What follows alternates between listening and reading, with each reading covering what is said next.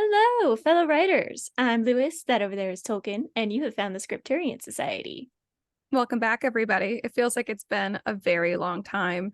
That over there is Karissa Harlow, aka Catherine, aka Lewis, and I'm Ash aka Tolkien. And the reason it feels like we haven't talked to you in a long time is because we've recorded. I mean, the schedule's been pretty much the same for you guys, but we recorded like considerably early for when we recently had our guest on, Mary Adkins. If you have not listened to the episode with her, it was a great one. It was all about how to write from trauma without re-traumatizing yourself or your readers. Excellent discussions, I thought. And then you guys got Catherine's corner because Karissa is on it per usual. But that means that I haven't really had to sit down and record anything in like True. 2 weeks, basically. So That's true. Even I've been recording stuff, so it's been even yeah. longer for you. Yeah, So it's that's been a fun. while. I feel like a slacker, although I did arrive on time to the minute today, and I am It's true. proud of myself. And it's weird because I know I'm giving you all the impression that I am someone who's not on time for things. That's not true. For some You're reason, usually on time. You just I don't care about am. me. It's not Just doesn't care true. about being on time for me. I care about being on time for Karissa.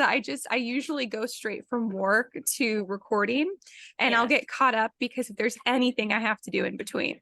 Like if I'm like, oh, I gotta go take care of the chickens or something, or I have something in the oven because I'm multitasking. I tend to not show up on time, but I'm trying. I'm doing so much better. It Yeah. helps now that I have a normal work schedule, so I can like predict exactly what time things happen. Right. I don't know if you guys can hear Ruby, but she does this like little throat scream thing when Hobby gets home. He just walked in and she does not do it for me, but she's like throat screaming course. at him. Like she's just Yeah. can't, she's trying to contain her excitement and she can't. Anyways, I feel like that was just a really long way of saying hi guys, I missed you, especially you, Karissa. Did you get a Hi, I miss haircut? you too. I did not. I just have my shorter layers up front and the rest of it is behind me. So They're very it cute. looks like I have a haircut. So I like it. Well, what else did you do with your last 2 weeks, if not get a haircut? um I mean, look, I'm not gonna lie. It's been a rough month. Yeah. I've had a lot going on. My grandfather has been in the hospital. It's this whole thing where he was having a heart attack, so he went to the hospital and then he got an angiogram done and they put a stent in, and then to recover they sent him to a SNF facility, which is skilled nursing facility. We call it SNF. Apparently that's the lingo, if you guys didn't know. And they At least the basically just lingo's fun. I know Yeah. I like telling people he's in SNF. It's just that's the only fun thing. Yeah. But yeah, so skilled nursing basically just takes care of you as you're recovering from something. So that was supposed to be what they were doing. And then he was there for a really long time and he wasn't getting better. And we were like, okay, he's going to die. And like, we're still not out of the woods for that. But then they discovered that he had something wrong with his gallbladder. And then he went back to the hospital. So he's there now, except I think they transferred him back to SNF again. And he also has C. diff, which is basically what my other grandfather died of. So oh gosh. it's yeah, it's been a lot. And then I don't know. I feel like there's been other stuff too, but that's been kind of overshadowing. I have a writing update that is kind of sad. I mean, it's not sad, but I'm gonna wait till the end to talk about that. And then My goodness, all the sadness. it's just many things in a row. And I don't know. It's the middle of August and I'm like, isn't it still July? It just doesn't feel like No, time it's should have literally a passed. day So past the middle of August, which is mind-blowing to me. so I feel like we should still be in July and we're not. So that's fun. It means we're almost in So your birth month. It's almost time to it's celebrate true. your existence. That is true. I mean, That I is a fun celebrate it time. every day. I have a personal Catherine shrine, but Obviously. the whole greater Yeah. world can join me in celebrating your That's right. existence in Not September. everyone can be as into it as you. So everyone else just needs one day. So. Exactly. I'm into it 365 days a year. I wake up and the first thing I go is thank God for Karissa today. I appreciate that. Yeah. But yeah, so that's been my, I don't know, life so far. I don't know. I don't mean to complain to you guys. It's That's not really complaining. It's just what's going on. weird. Yeah. So Yeah. every second of the day, I'm just like, I'm gonna get the call that he's died. And that's just like it's almost like I don't wish him dead, obviously, but part No. of me wishes it would just like happen so that I would Yeah. be out of suspense. Does that make sense? Oh yeah. The suspense is So really, really hard. yeah, I feel like now that I've gone through this with my other grandpa and this grandpa, I'm like, gosh, I hope that when I die, I just like die very suddenly Yeah. because it really sucks. And here's a funny thing. This is what I'll share with you guys. I wanted to know like what you die of when you die of old age. So I typed into the search engine. What did I say? I said something like, what is the worst way to die?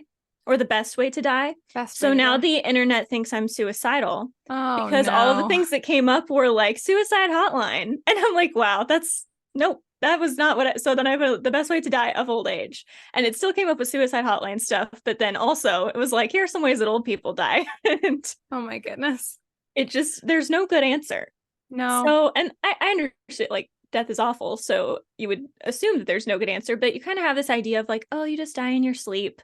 And I don't want to freak anyone out. But first of all, you don't know that person died in their sleep because you don't know if they were awake when it happened. They could have been woken up by whatever killed them. And Wow, that's you are terrifying. just ruining everyone's impression of a And easy death in your sleep. I know. And also, you don't know that it's easy. It could be very painful. And I mean, heart attacks are not easy. That's usually what you die of when you die of old age. Oh, that's good to know. So, yeah. So Huh. I'm just hoping for a nice, sudden, fiery car accident or something. I Like I hit know. a pole. I don't kill anyone else, but I I know. don't You've know. told me since I've met you that that's Mhm. how you predict that you're gonna go. Yep. I say car accident. And I had this he was my middle school principal, and he like really tragically died when I was in college. He was very young. I think he was only in his 40s, and he Mm-hmm. died of a heart attack. And he was driving Oy. by himself and he had a heart attack. He hit a pole and the crash killed him. And at the time I was like, oh, that's awful. And it is because he was Yeah. young. But now I'm kind of like, that seems like a decent way to go. I don't know. But So like now if I I feel, have to go, I can choose yeah, the way, I would pick that way. yeah, because it's sudden because of the heart attack, but then you don't like feel Have to as much suffer pain through it because, because yeah, because you you die because of the car accident. So I don't mean to depress everyone. Hello. Did you miss me? This is just very uh, Catherine today. it In case is. I think I've introduced Catherine as your dark alter ego, but when I talk about the dark alter This ego, is what she this is means. who I'm talking about. It's been a very Catherine month. It's been a very It Catherine has. heavy month, I think. It has. So, that's been going on. So, just thinking about death and having existential crises. It's fine. So, Did you watch the Barbie movie? Because I know everyone is now thinking about that quote about death from the Barbie I movie. I didn't see it, but I do like the meme I've been seeing going around. And the funny thing is I saw the meme and the meme is like, they're dancing. She's like, "Do you ever think about death?" And I'm like, that's got to be like that can't be in the movie. That's It just a is. joke someone made. It's in the It's in movie. the movie. It's in the movie. I saw the movie and I had no idea what to expect. And I will say it was very funny. Yeah. This is not what you guys came here for, but I'm going to very quickly give my impression Okay. because I thought this was going to be like cringe level, like feminist movie, but I was still like, but Barbie is my childhood, so I'm going to go see it. Yeah. It wasn't actually. It was like, you know Good. what? Men suck and women suck. Let's all be nice to each other. And I was like, I'm so happy at how balanced this was, but it was still Yeah. very like woman power, but without being Yeah. stupid. And that's Okay, not to, good. I sound like I'm sexist by saying that. I would think women are I know great what you and mean. capable of a lot of But amazing they things. I also suck just, because women are because humans and human, humans suck. So, exactly. And there's this whole like the polarization, I guess, of the sexes against mhm. each other drives me crazy. I feel like that's not how we solve things. And that's Yeah. basically the conclusion I feel that the movie came to. And I was Mhm. like, oh, bravo, Barbie. This was awesome. And I'm not gonna lie, there was some like biblical like allegory there. And I was like, I must have imagined this. And then I saw an article that said that Greta Gerwig, the director, actually Mhm. did kind of like draw from like Genesis 3 for some of this, like some of her Huh. inspiration. And I was like, Yeah. I'm not crazy. So very well Vindicated. done. Very vindicated. This is a very well thought out movie. Highly recommend. I Good. mean, even if just for the quote about Death. does anyone think about Do you guys death? ever think about death? Yeah. And then Yeah. Ken has a good one about he basically he's convinced that the patriarchy it just has so much to do with horses, and he's very into horses. And it's very hard to describe to you Ken's passion for the patriarchy / horses, because Ken doesn't really understand it. But it's very funny. Nice. Interesting. Yeah. The funny thing about the Barbie movie is that I've heard there's so many different opinions out there. Like, I've heard people say, like, this is so sexist, and I've heard other people say this is so feminist, and people in the middle that are like, it's great, it's like both or neither and stuff. And I'm like, honestly, that's probably a good movie, because if many different people can get something a little different out of it, it's kind of what you're going for. So exactly. And I think a lot of people went into it like just determined that they weren't going to like it. And if I was on one side of things, because my goth side tends to be kind of leaning that way, like, I'm not going to like it because other people like it. And so if even I, who was leaning that way though, was like, no, I feel like this brought up some really good balanced points, I feel like that's like not a bad review for them. But good for the Barbie movie. Anything else that you want to share about your week? It can be sad. It's okay. No, I'm sure I'm forgetting things. I feel like I'm kind of pulling an Ash, where I'm forgetting things, because not that it's not traumatic, but it's just like so much that I feel like my brain is just not processing a lot of things. So there might be more sad things, there might be happy things, who knows, not me. So I like that that's pulling an Ash, but it's accurate. 100% accurate. I'm like, that's exactly you're like, I know what you mean by that. I live in this brain every day. How was your month? All right. Weeks. My 2 weeks. Here's I was like saving my rant for you guys. So I hope you love a good medical rant, and you have heard them from me before. And it's not like I'm usually that into medical stuff, but I am pregnant, so I must go to the doctor for the wee ones, health and well-being more often. So I went to see my OB like 2 weeks ago, and I was like, I'm having some really excessive chest pain. Is this normal? Because I tend to I'm such an under alarmist. I'm like, it's probably a normal reason for it. I'm not going to worry about it. And she was like, nope, it's not. And we can't really do anything about it here. And you can't see your primary care physician when you're pregnant. You have to go to your OB for everything, or to the emergency room. Those are your options. And so she sent me to the emergency room. So they ran a bunch of tests, and they ruled out all like the really dangerous stuff. Thank goodness. I didn't think it was those things, but because of baby, I was like, yes, I understand that we have to rule these out. And they basically told me that, well, the doctor, he was such a nice man. He looked so sad when he delivered this news to me. He was like, so it looks like you have pleurisy. Do you know what pleurisy is? Anyone out there? I don't. Okay. Well, they can't answer you, but I don't. I will speak for everyone. Yeah, I've never heard of it. I was nobody knows what it is. I'm just going to assume. Yeah. It sounds to me like a disease that an armadillo would have, because it reminds me of leprosy. And some armadillos have leprosy. And so in my head, I'm like, I mean, mostly humans get leprosy, but okay. But also armadillos, and it's so weird. It's something I've never heard of ever, pleurisy. And it's not like pleurisy disorder or pleurisy, it's not like a long, complicated like medical name or term for it. Pleurisy is the whole thing. That's the whole name. And so I'm like, it sounds I have like an armadillo kid trying to say parts of speech. That's exactly. Exactly. It doesn't sound exactly. It does not sound like a health condition. It is. Yeah. Basically, it is an inflammation of the lining between your lung and your chest wall. And it can be just super inflamed, or it can be inflamed and filled with fluid. And regardless, it's called pleurisy. And this is how the doctor described it to me. And apparently, this is also how a doctor in like the 80s described it to my Aunt Trish, who apparently also had this for like a few weeks when she was a teenager. It's as close as you can get to feeling like you're having a heart attack without having a heart attack. And it's just, it goes on for, if it's caused by a viral infection, then it's like a couple days. If it's caused by bacterial infection, it's usually a couple weeks. But then there's also this whole other list of horrible things it can be caused by. Luckily, I don't think any of those are applicable. And then the last one, which they gave me, which was, sometimes this just happens and we don't know why. Of course. And I've had it for 3 weeks now.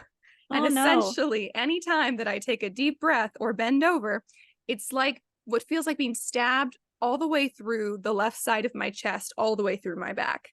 So it's painful. It's usually not serious. Baby's not in danger right now. But they said, if like one of like any three things happened. They wanted me to go back to the emergency room. So a week later, this is a long story. I'm continuing just so you guys know. That was just the setup. So that was the first emergency room visit. This is the premise. Now the story. So after a week later, things are not getting better. Things are getting worse. I am in so much pain all the time. It was horrible. And then I start to cough, and I cough up like gunk, which is gross.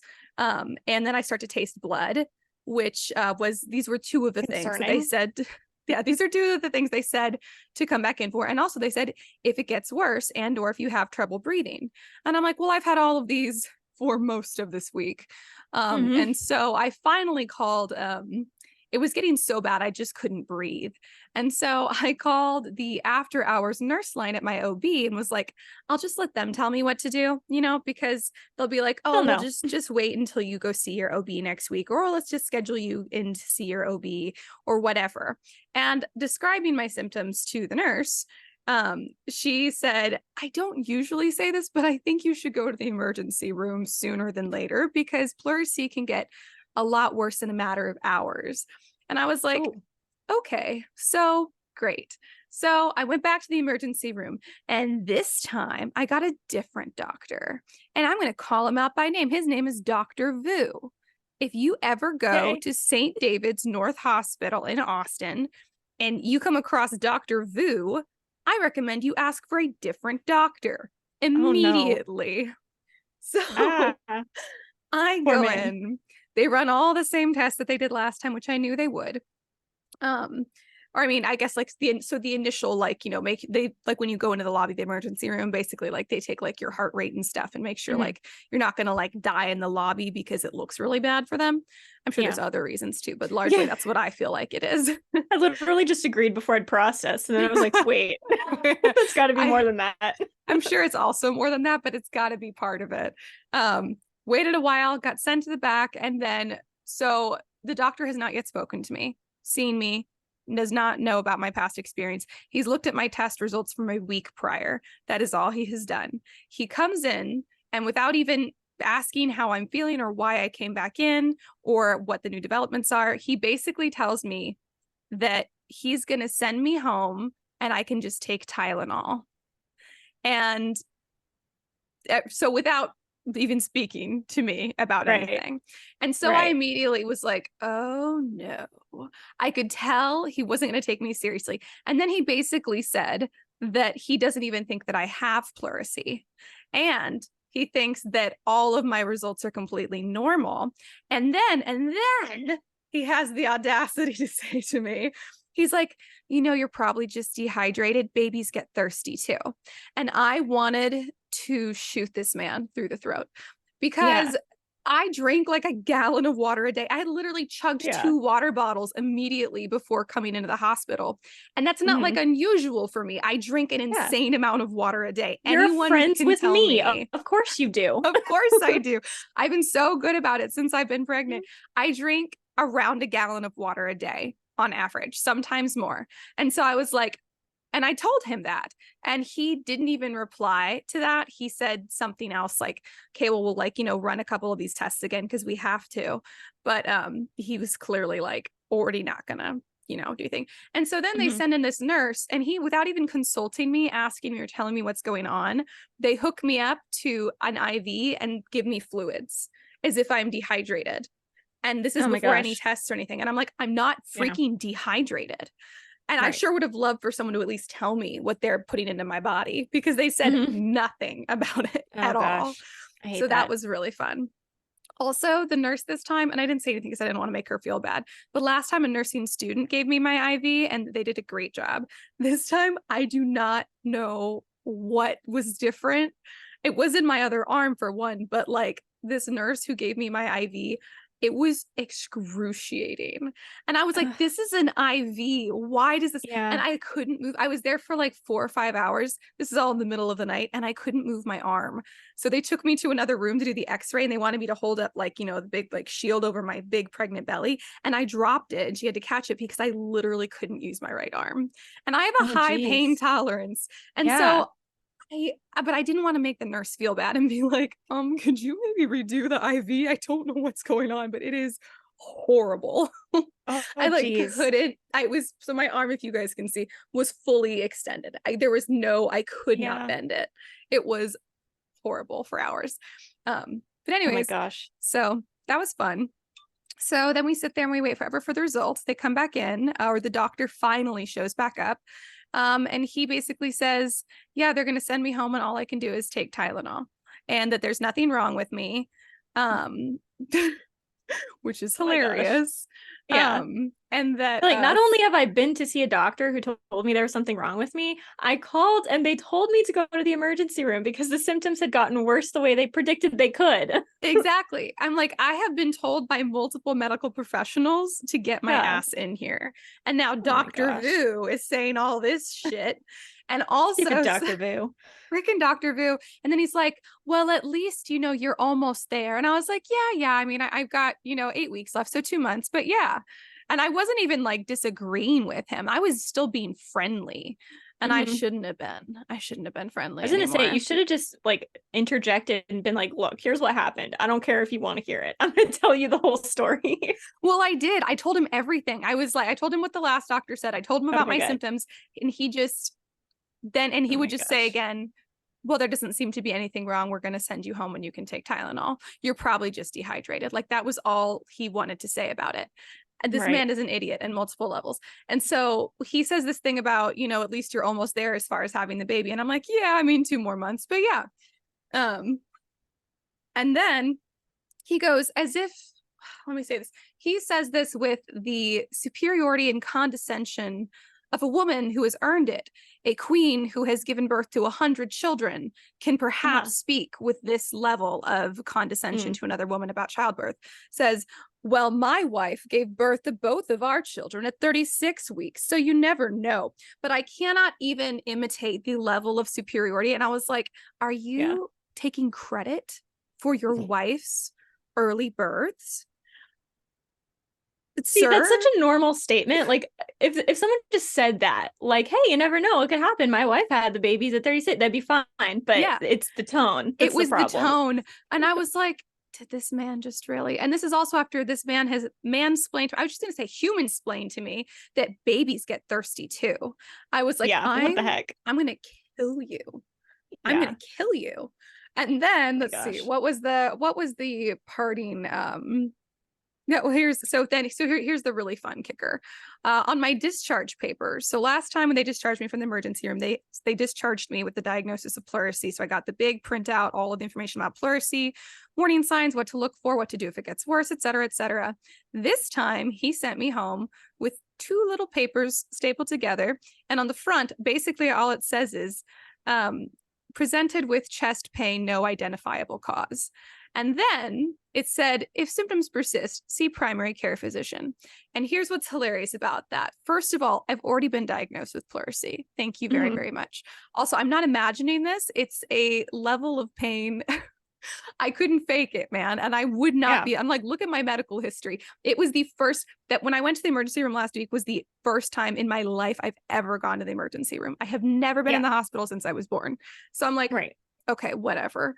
And then also this stupid thing, he basically said, if it continues, I need to follow up with my primary care physician. When you're pregnant, you can't Right. You go don't to do your that. primary care physician. You have to go to your OB or the emergency room. And my OB already said that she can't treat me for it. So I'm like, Mhm. is he just stupid? Anyways, so Oh anyways, no. I was like, the last doctor had mentioned maybe like trying steroids or antibiotics, and he's like, well, your white blood cell count is fine, it looks fine. And my sister did point out, she's like, well, that might not even necessarily be true, because I'm prone to respiratory infections. I get them a lot. I have Mhm. asthma and weird sinus problems. And she was like, I would bet that since this man clearly knows nothing about treating pregnant women, he didn't factor in the fact that apparently your white blood cells are naturally like really weird when you're pregnant because they're trying Right. to protect the baby all the time. Mhm. So who even knows? Like, and there's part of me that thinks he didn't even look at the results from that time when I went in and saw him. Like, Right. I, not that I'm saying I have a respiratory infection, but I mean, it would make sense for me. And the fact that I was Mhm. tasting blood and coughing up I mean, gunk is you typically what happens when I get a respiratory infection. Right. You sound okay. Do you feel better now?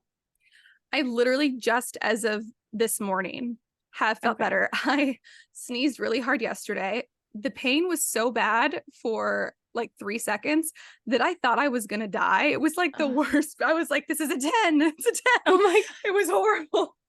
Oh And no. then it was over because it's only when I take a deep breath, it hurts really bad. Yeah. And I Yeah. can finally talk in full sentences without going in between to try and like catch my breath.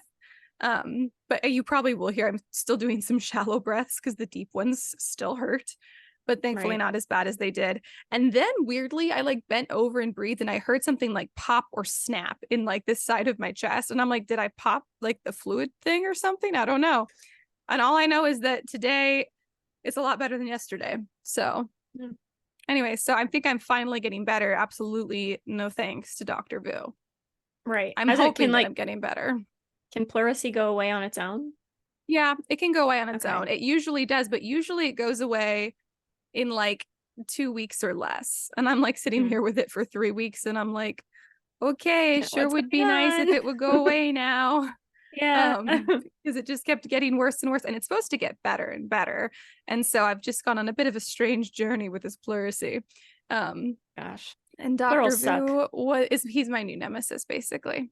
So I love this. This is, it's either yours or his villain origin story. the only reason I'd have to go back to the emergency room for the pleurisy is if the pain comes back to the point where it's so hard to breathe that I can't breathe and I start to become deoxygenated.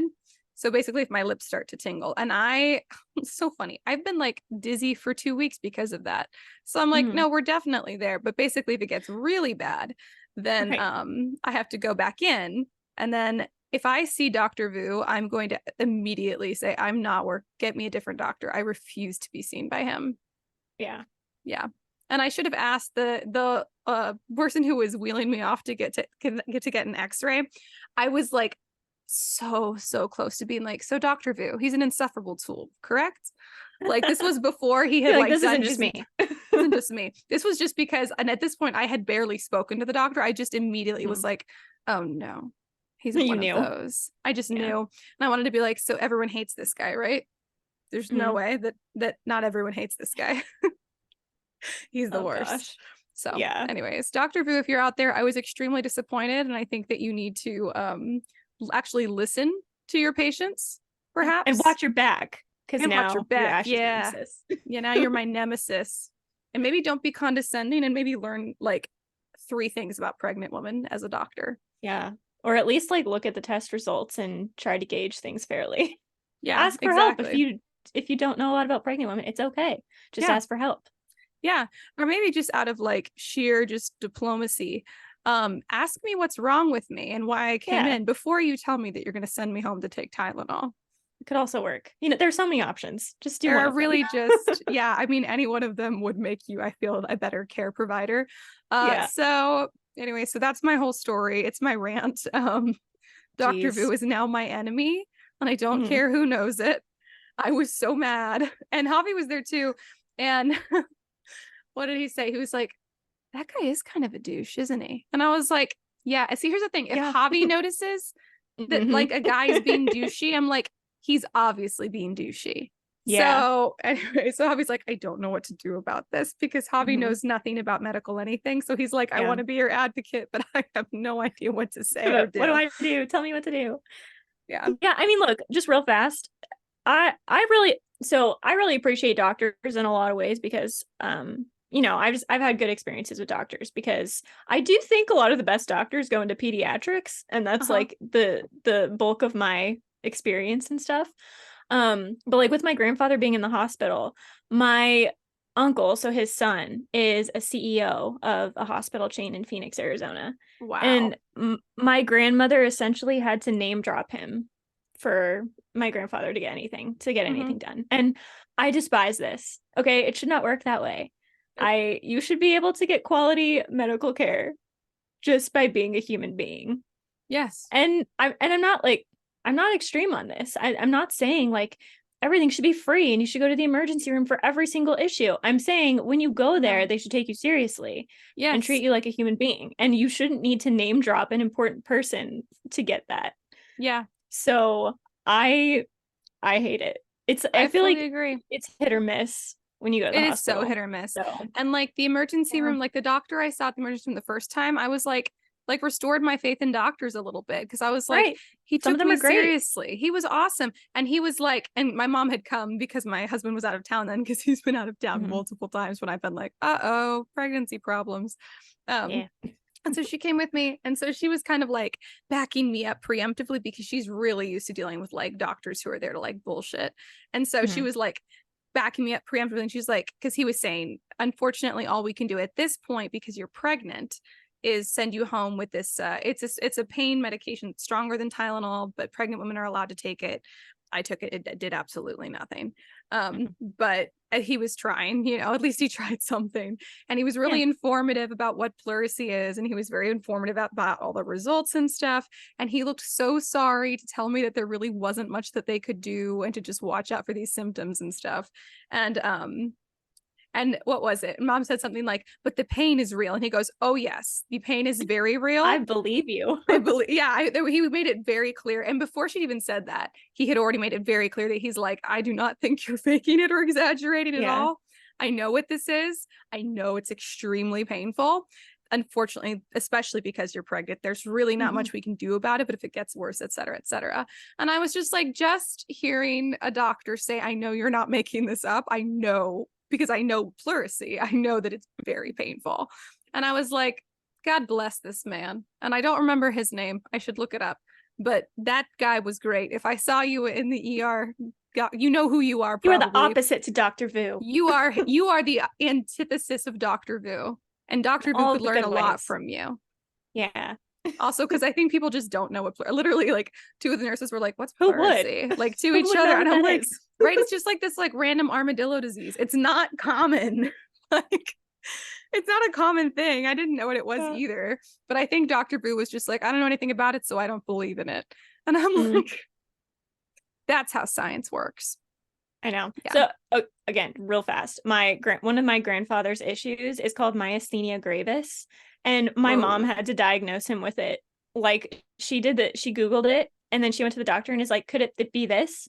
And he was like, "I Mm-hmm. don't know what that is. Let me look into it." And then he came back. He's like, "Yep, that's what it is."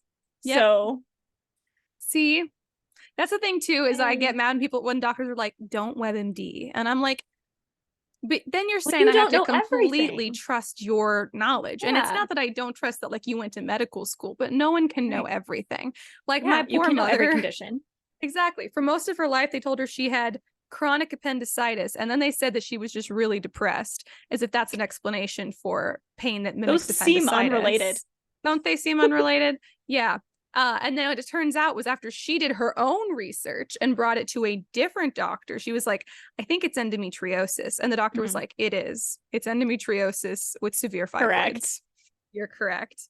Good Um, research. but it took like literally decades of going to Uh, the doctor and being told, first chronic appendicitis, and then you're just depressed. And I'm like, like, I don't think so. how That is seems wrong. depression responsible for physical pain mimicking appendicitis?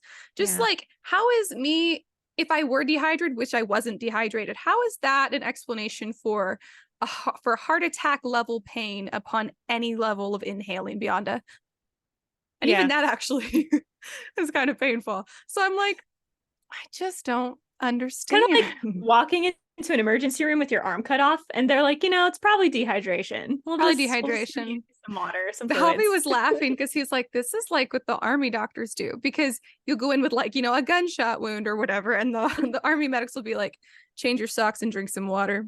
Here's an ibuprofen. And like, You're that's the fine. joke. But it Yeah. is kind of their response to a lot because they're just like, Mhm. just manage things, manage things. That's how it goes. And that's basically what Dr. Vu was doing. And I was like, we're in an Mhm. emergency room, sir. This is an emergency, please. Yeah. But anyways, Yeah. so there's my long-winded story. I hope you all enjoyed it. That's my rage. So Oh. my weeks have been pain-filled and ragey, but baby is huge and Yeah. has been actually causing me pain just by how hard it's been pressing on my stomach today, which Dang. is new. And I can't really complain because at least I know that baby is very, very strong, but is like, are we at that point now? Because I still have 8 weeks to go. Like, are we really at the point where baby's just gonna, it just hurts when the baby moves because there's no room? And yeah. So Fun times. hopefully you'll be able to come and see this enormous stomach and I know. feel this baby move. It's just like hard baby parts all the time. That just, just there's no Nice. room. My Yeah. gosh. Anyways, Well, that's what a fun month we've been having. been a really Ash. fun month. Yeah. Tell me about it. Very fun Ugh. month. I hope you Oh, guys have been having a nicer time of things. yeah. Hopefully August has been nicer to all of y'all. Yeah. We had until yesterday, I think we had one day this month that had a high of less than 108 degrees. So, and it was still today, I think the high was 101, and we walked outside this morning. We're like, oh my God, it's so nice It's so and cool. cool. So 101. August has just been a rough month for maybe just everybody in the southern half of the United States. I don't know. Yeah, But something's going here's on. to a better fall. It's because the end of summer sucks. It's It just does. time to You're cool off. over with the heat. You're like done with it. And like Hmm. school has started. So all of the kids in the world are just upset. And Hmm. it's like not It's fall just yet. bad So, vibes. Yeah, it's just bad vibes until fall actually kicks in. oh, Until the month of Carissa's birth, because Carissa's birth exactly. into the Things get world was better. the catalyst. Exactly. It's the catalyst Just for saying. happiness. The So autumnal equinox is when the world really starts. see, That's all there I'm you saying. go. It's a reset. So we're getting really close to the reset, you guys.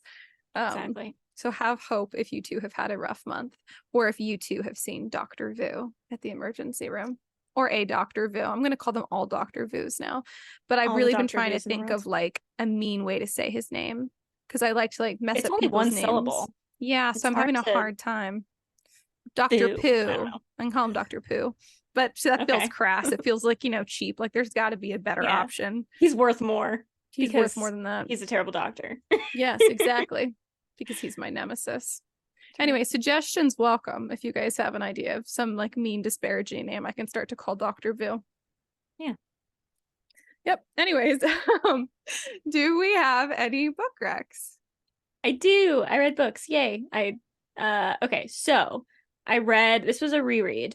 I read The Disappearances, which is a book by Emily Bain Murphy. Ooh. And this book is so good. It's a standalone, and just a real brief premise. It's historical. I'm already gonna forget the time period, but not like too long ago, somewhere in the 1900s. Oh wait, World War II? People were getting drafted. That's what I remember. So World War I or World War II. And this girl goes to this town, and in the town they have these things called disappearances, Ooh. where something just like disappears every 7 years. So like they can't see the stars, right? The stars exist, but they can't see them anymore. And they Mm-hmm. can't smell anything. Like they can't smell flowers, they can't smell, like their senses of smell just all go away. And so Yeah. every 7 years they lose something else. And so she goes to town, and it turns out her mother grew up there, and she was the only one who was able to leave and get all the like senses and stuff back. And so everyone's kind of bitter, and they think maybe her mom caused it and all that. And so it's really great. And the romance is one of my favorites. It's so cute. Ooh. He's kind of Liam-esque, so you would expect Aw. me to like him, but like, Mm-hmm. oh, just so many of the things. It's just so cute. So like, I'm not gonna spoil it, but one of the things that happens is that um they can't hear the voice of the person they're romantically in love with. So if someone talks to you and you're in love with them, you can't hear them. So like married couples are like, oh my gosh, I can't hear you. And sometimes like one can hear them and the other can't. And like sometimes you can't hear Oh, someone that's else's wife. And so it tragic. causes all of this chaos. But at the same time, her and the guy, like they suddenly can't hear each other, and they're both trying to cover for it because they don't want the other one to know. It's so cute. I Oh my love it. gosh. And what's it called? So The Disappearances The by Disappearances. Emily Bain Murphy, and it's so good. It's a good So name too. highly recommend. Yeah. Also I have two more. I also finished the Dragon Watch series by Brandon Mole. So I think the last one is called The Nice. Return of the Dragon Slayers. Very good. He wrote Fablehaven, and this is the sequel series to Do you hear Fablehaven, and that, it's little very good. dragon slayer? That's My right. You child's can read middle these name books is one Dragon day. Slayer, in case That's right. anyone's new here. So it Exactly. feels We honored, have two of the I'm three sure. names. Yep. Yes. Every time we talk about dragons, just all about it. So, Yep. yeah, so those were good, and I'd recommend.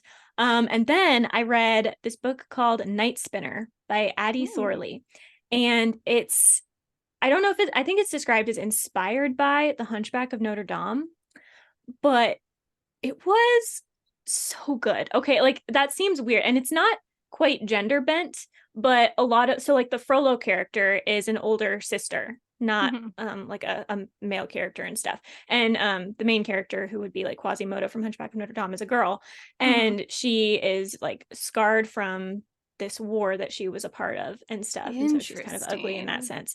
I don't want to give too much away because I feel like you guys should read this. It's a duology. I have the second book. I haven't read it yet, but I'm very excited.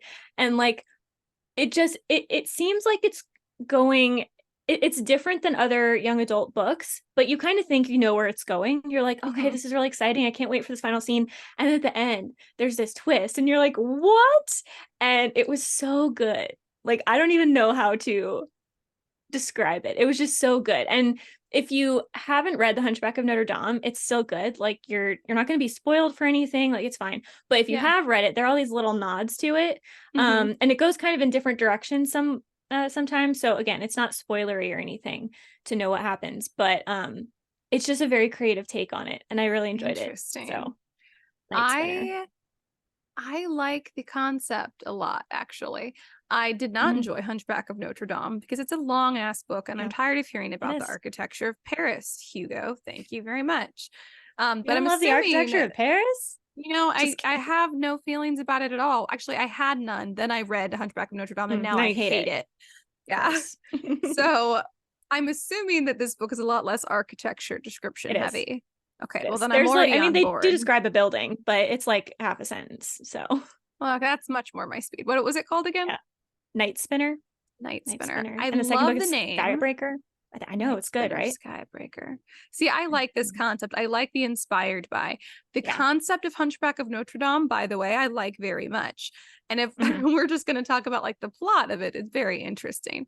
Although when we covered this on our sister podcast, That Pretentious Book Club, Kendall did bring up the point of all the classics, this one was the one that should have been considered absolutely last to be turned into a children's story. Yes, that is absolutely true. I don't know why. I don't literally know why. any other. Literally any other classic. Strange. But I'm sure that you said this is like a young adult book, so it's got more of that energy anyway. So maybe it's, and it's far less rapey, if anyone is. I love that. So, yeah. You know, that's what I'm here for. That's what I prefer in my fiction. Less rapey vibes is much more my speed. So all in all, this sounds like a book to add to my TBR. Yes, it was very good. So I feel like I had more to say about it. I read it like almost 3 weeks ago now, but it was just just the way that everything built. It was exciting while it was happening, and then it's kind of flipped around, and you have to like question everything that you thought was true. So it was very good. Ooh, I like that. So when are you gonna read the If We Were Villains? It is right behind me. I'm gonna read it soon. This is you how always my brain say works, that, okay? and I'm like, I know that it's always right behind me. I read Love's Labour's Lost, which is Shakespeare, and then I read King Henry the Sixth, the first part or whatever. So now I'm kind of in a Shakespeare-y mood. So I'm probably gonna read it soon. So the time is coming. Kendall and I were just talking about this book yesterday, and she's like, why hasn't Karissa read it yet? And I was like, because she hates me. Obviously, I'm just trying to get on Ash's nerves, and it's working. So she's teaming up with Dr. Vu. They're both like, what can we do to crush Ash's spirit? And he's like, I know, I'll completely invalidate her extreme pain. And Karissa's like, I will not read the book that she recommended. I had the easier job. I had to do nothing. Mine involves simply ignoring it. Yeah. Oh God. Anyway, what have you read, Ash? Anything good? I finished reading. Last time I was talking about how I'm reading, like was reading these 3 Chevy Stevens books because I got them in a bundle from Chirp Audiobooks. Love Chirp Audiobooks, by the way. No subscription required. We're not sponsored. I hate subscriptions. I don't want to be in the system, you know? And so I like that there's no system I have to agree to be a part of. And they do crazy discounts on books. So I got these 3 books. I talked about the first 2 that I was reading. But I was right. I predicted that Never Let You Go, which is the last book in this bundle that I got by Chevy Stevens, I thought it was going to be the best, and I was right. It was the best. Okay. It's a Nice. thriller. It was much more what I expected from a thriller. So that was nice. There was no unnecessarily and shockingly graphic trauma. There was trauma, but we weren't, Chevy Stevens really followed more of the guidelines that we discussed in the last We weren't episode. planted in the middle of it. Yes, exactly. So it was a lot less traumatizing to read, but yet it was still very relatable. And that's funny too, because I even said, I was like, we'll see how this goes, because this book actually touches on some of my own personal trauma, like my own type of trauma. And it was still so much significantly better because of the approach that the author took. But an excellent thriller. The twist was not what I predicted. I predicted it, and then I was like, no, that's crazy, and I was like strongly against it. And then when it came back around, I was like, oh my god, I knew it, but I didn't. Exactly. And that is what I love from a thriller. So Yeah. I'm psyched. Those are so that was what I read, and I do recommend it if you like thrillers. It is an adult thriller. And then I'm super excited because Book of the Month. Like this. See, this is a subscription. However, it's a After you just complained about it. subscription. Yes, but this is a subscription where I can easily go into this easy to use app. I can click skip for the month, and then I don't get charged or anything. It's amazing. Right. So if I have to, I will occasionally subscribe to something if there is a very easy skip button to get out. Yeah, because I'm like, I refuse to be tricked. Okay. But I'm so excited because I've had this app for probably like 2 years or more, maybe like closer to 3 years. And I've only actually gotten a book of the month once, because I always skip every month, because I'm like, I need to save money. And it's still true. But with all of the pregnancy blues and hormones, I was like, I want to treat myself. And I really want another book to read. And so it just so happens that two of my favorite thriller authors had books in Book of the Month that I could get. And so I got a Lisa Jewell book called None of This Is True. And I don't know much about that at all, but Lisa Jewell has written some other thrillers that I really enjoyed. And then my all-time favorite thriller author, Riley Sager, had published this book very recently that just came out called The Only One Left. So it's exciting. So also, what's great about the Book of the Month is that you get free shipping. And I also get these brand new books, hardcover editions of these brand new releases for $15. And so I'm very excited. I will get to read those soon. So then I'll get to tell you guys what I thought about them. But I'm so excited. I love buying new books. It feels like such a luxury. Yeah, it does. Yeah. Anyway, so that's my my book rec and my upcoming TBR books. What about our word of the week? Yes, word of the week is, I feel like I'm going to mess this up, even though it looks like it should be easy to pronounce. Frisson. Frisson. Yes, I have heard this word. It's not Frisian, but I think it's Frisson, something like that. It is a suddenly strong feeling of excitement or fear, a thrill or a shiver of excitement. It's like a frisson down your spine. Interesting. Or a frisson in the air. A frisson in the air. I definitely have heard and read the word frisson, and yet I still was shocked by the definition you just gave me. I was like, that's what it means? Like, even though I'm very familiar with this word for some reason. Yeah. Frisson. I don't know that I've seen it anywhere. Is it a noun? Yes. Yeah. It's a noun. A noun. So they can have like a frisson in the air. If everyone is kind of in the air, it's an exciting vibe, or like so it's or fear. So you can also potentially in a thriller have a frisson of fear, a frisson on the back of my neck. Yeah, the cold night air was frissony. Sure. I like it. She's like, no, don't do that. No, but yes, in Ash speak, yes, you're using it correctly. That haunted house was really frissony. Really frisson-esque. Approaching the haunted house sent a frisson down my spine. Yeah. I feel like we could still use this one. I feel like someone somewhere is using it because I've read it before. Maybe it's I clearly didn't know what it meant. Maybe it would go with that vibe. It would. Maybe I've come across it in a book and been like, oh, I guess a frisson, I know what that is, and simply not looked into it at all and just moved on. I was like, oh, use context clues, then you move on. Yes, exactly. So there's a good chance that's what happened. Can I help you, Doug? Ruby has been good and not whining this whole time. And then she just cried at me. Her cousin is in town. This is not on topic, but Caleb and her cousin dog Oh, Caleb okay. and I was thinking CJ's like dog. her biological cousin. I'm like, why do you know that? Oh, they're probably all up in North Texas. But Yeah. Caleb and CJ's dog Munch, who is the sweetest, most polite little well-behaved boy, and he's just a tiny bit smaller than Ruby, but they're like basically the same size. So he's in town and they get along so well, even though Ruby's like, I love you so much, I want to be touching you all the time, but I'm also so jealous that if someone else touches you, I will get in the way of that. Yeah. And he's like, I just kind of want some of my own space, please, perhaps. And she's like, absolutely not. And he's like, okay, I guess that's fine. And so like they are buddies, but like her level of enthusiasm is obsessive. Yeah. And even Winchester, our outside boy, who's a little more standoffish with dogs, he also really likes Munch, which is sweet. So they're buddies and they've been playing together. And Winchester's huge. So I think Ruby's also like, this is so fun to have a friend who's not, enormous. Yeah. Right, Munch? Come here, Munch. He's a good boy. He's so polite. See, and then comes Ruby. Yes, I love you both. Okay, you're hurting me. Get down. Oh, look. Yeah. See, Javi just called them and they both ran in there. Like they're such cute little cousin buddies. It's adorable. Yeah, that's so cute. Anyways, that was not on topic at all. Do we want to get into our theme for this episode? Yes, our theme. We're going to talk about another trope. I feel like it's been a while since we did a trope. Unless we're counting meet cutes. That was a couple months ago. But now they're doing 2 a month instead of 4, or like every other week. I feel like it's been a while. Anyway, we're talking about the soulmate trope. So, yay. Yeah, so obviously the soulmate trope is when two characters are like basically quote fated to be together. It's like a romantic trope. And yeah, so I don't know. Do you want to start? My notes are the most chaotic they've ever been. So excellent. Welcome to my world. Yeah, I often so you can keep start my or I notes can in start. my head.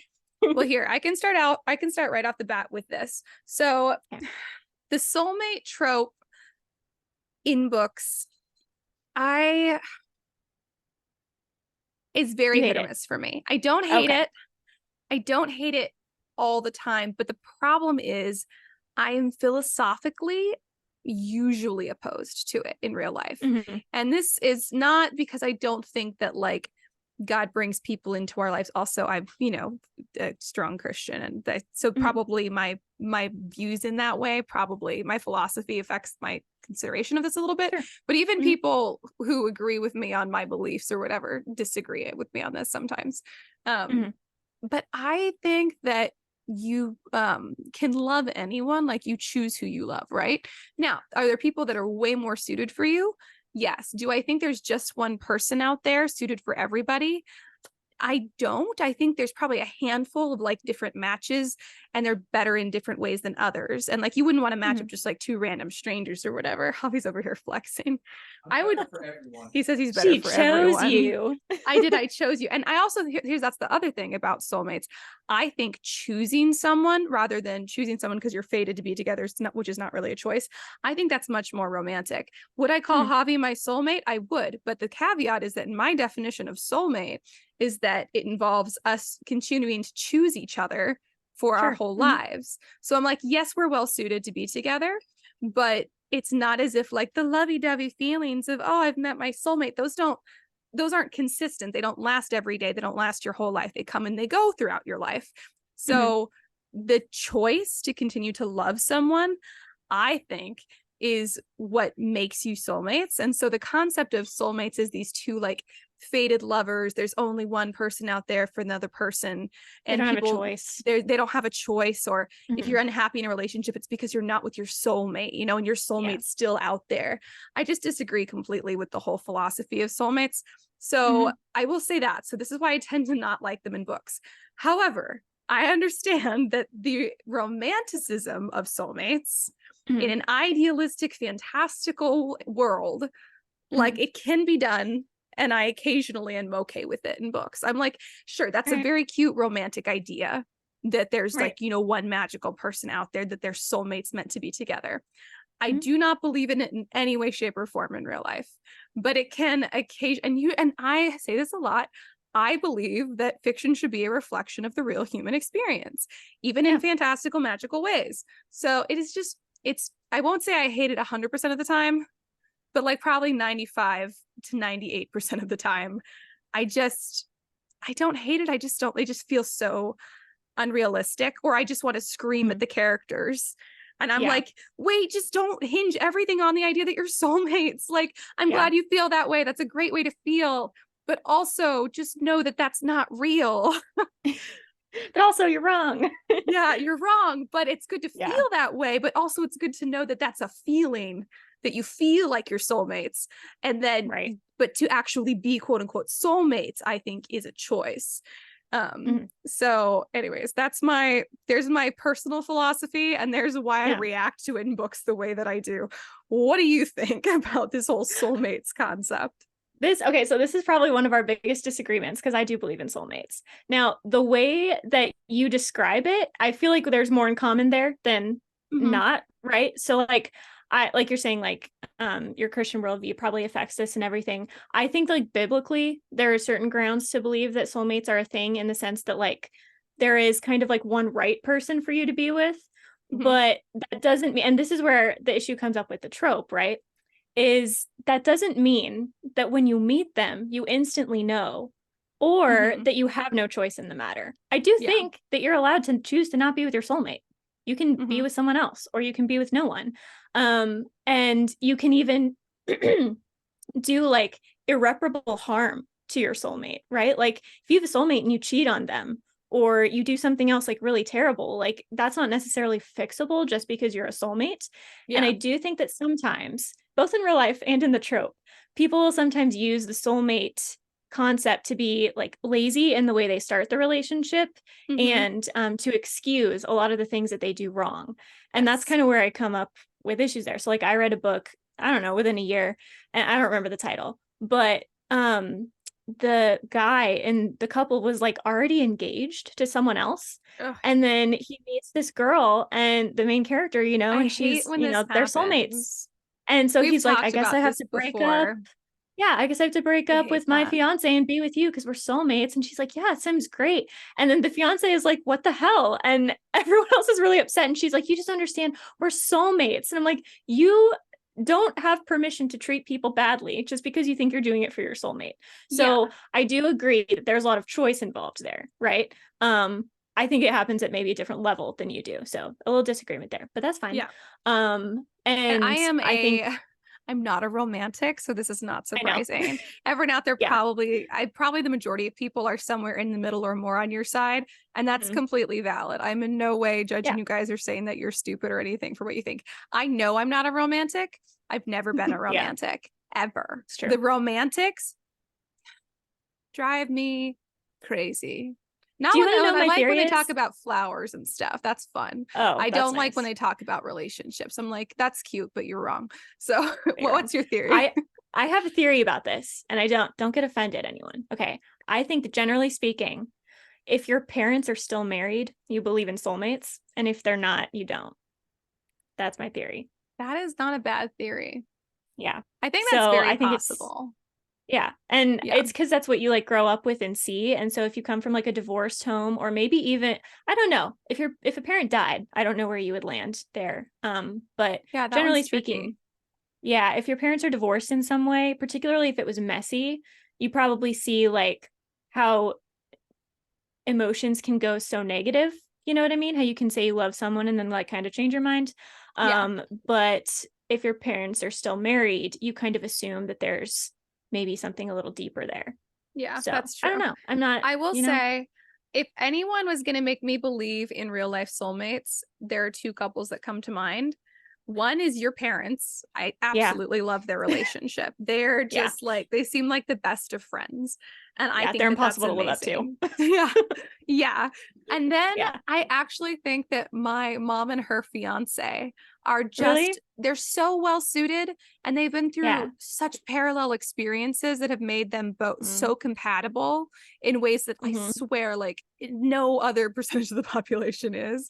That I'm like, okay, if I was gonna say soulmates happen, then maybe you guys, and this is where I have hedged it before and said, I think occasionally God can say, okay, I have one person very special for you. Sure, and it's this one.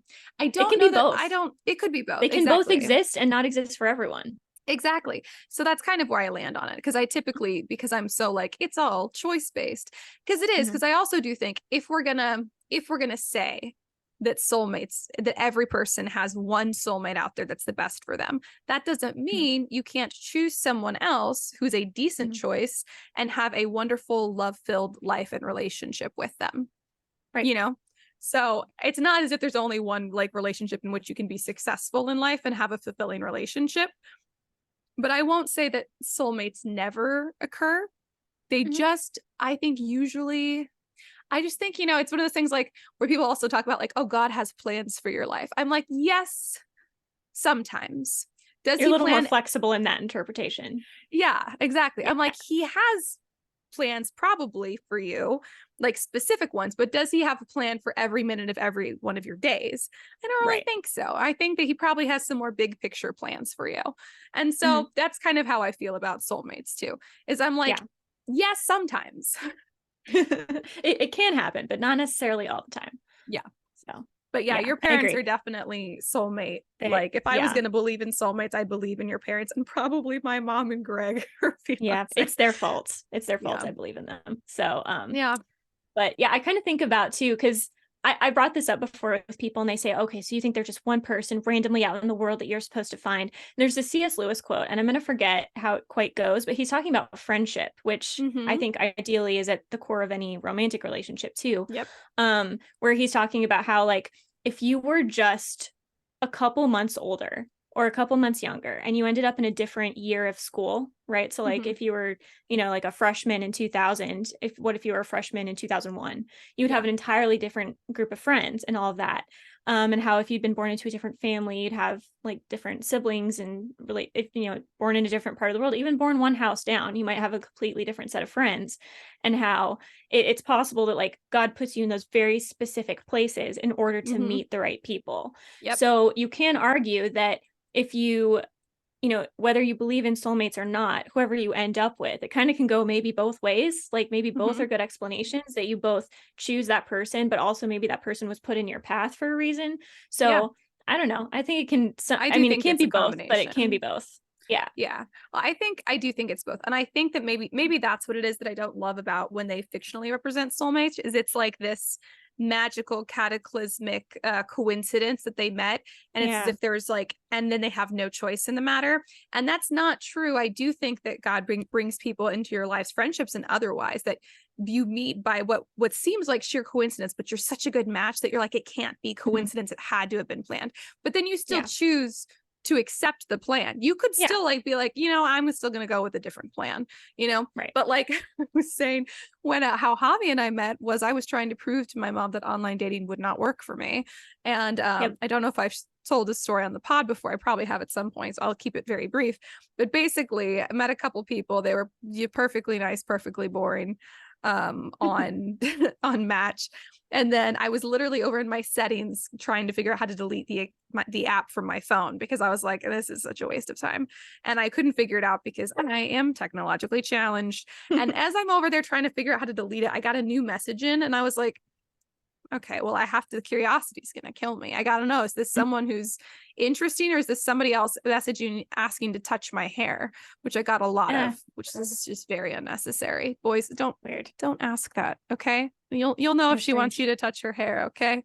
Yeah. You'll have gone on a couple dates at least, don't do that. Do not message Yeah. someone that. Especially at least use proper punctuation if you're going to.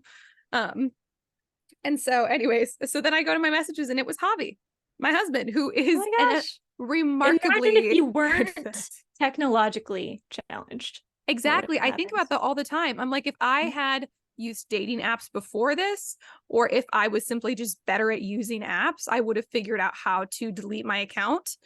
God And made you have trouble with this specifically so that Javi would have the time see, to get up the courage and to send that get up the message on courage time. to write. And it was a very well thought out message. And Yep. and it's so funny that I'm so not into the idea of soulmates because I had previously been saying for like a year straight that I'm like, I think I'll just be single my whole life because Hmm. I'm a very specific type of person. Yep. And I I remember understand that that. it, yeah. I was like, and that's okay. And I had kind of She really come wanted to to start peace a with it. pool. in college. She wanted to start a pool of money that whoever ended up single the longest got to keep it because she was convinced it would be her. Yes. And she's in like the top half of all of our college friends that got married soonest. Yeah, well, because God, is that, guys, there's something to the soulmate thing, maybe. Mm-hmm. Because I knew whoever I ended up with would have to be equally specific type of person, not in the same Mm-hmm. ways, but in equally To specific yet match. complementary ways. Exactly, Yes. to match. And I am I think I can be a challenging personality for some people. Not everybody loves my vibe, and that's perfectly fine. What? But I'm always thankful when I have friends Audacity. like you who put up with me. And I'm like, oh, God bless these people. Your only Um, flaw is that you wink. So, See, and then I just made it like worse and I that. winked again. Yeah. Yes. Your one flaw. That's So, so, thank you. I appreciate that. Sometimes I forget that I have any flaws. See, there's my excessive arrogance makes me off-putting to some people. I can't imagine why. So then I found someone who is even more arrogant than I am. So I'm like, you this did. works perfectly. Amazing. And we both have a sense of humor that when unbridled, I have learned to bridle it for people to Mm-hmm. try and make people more comfortable because out of consideration and I care about people. I don't want to make people uncomfortable. But Javi and I, when we're both together and we have this, like, our senses of humor are unbridled. To us, it's hysterical. To everybody else, it sounds like we are just the worst people. Um, Mm-hmm. so just like lots of like little, like in little specific ways, Javi and I are such a good match. And the reason I thought I would be single for my whole life, and I had accepted it and been okay, decided I was going to be fully okay with it, was because I thought the person that I would need to be with to be happy would be so specific. I was not convinced that they existed. And Mm-hmm. so then by what kind of feels like coincidence slash very good timing, Javi came into my life. However, could I have gone? I did have another message from a drag racer that was in my chat, and he was fine. He was interesting. He wasn't as interesting as Javi, but I'm like, I could have still been like, I think I'm still gonna go on a date with that guy and just feel it out, or I could have been like, no, I'm gonna choose to be single after all.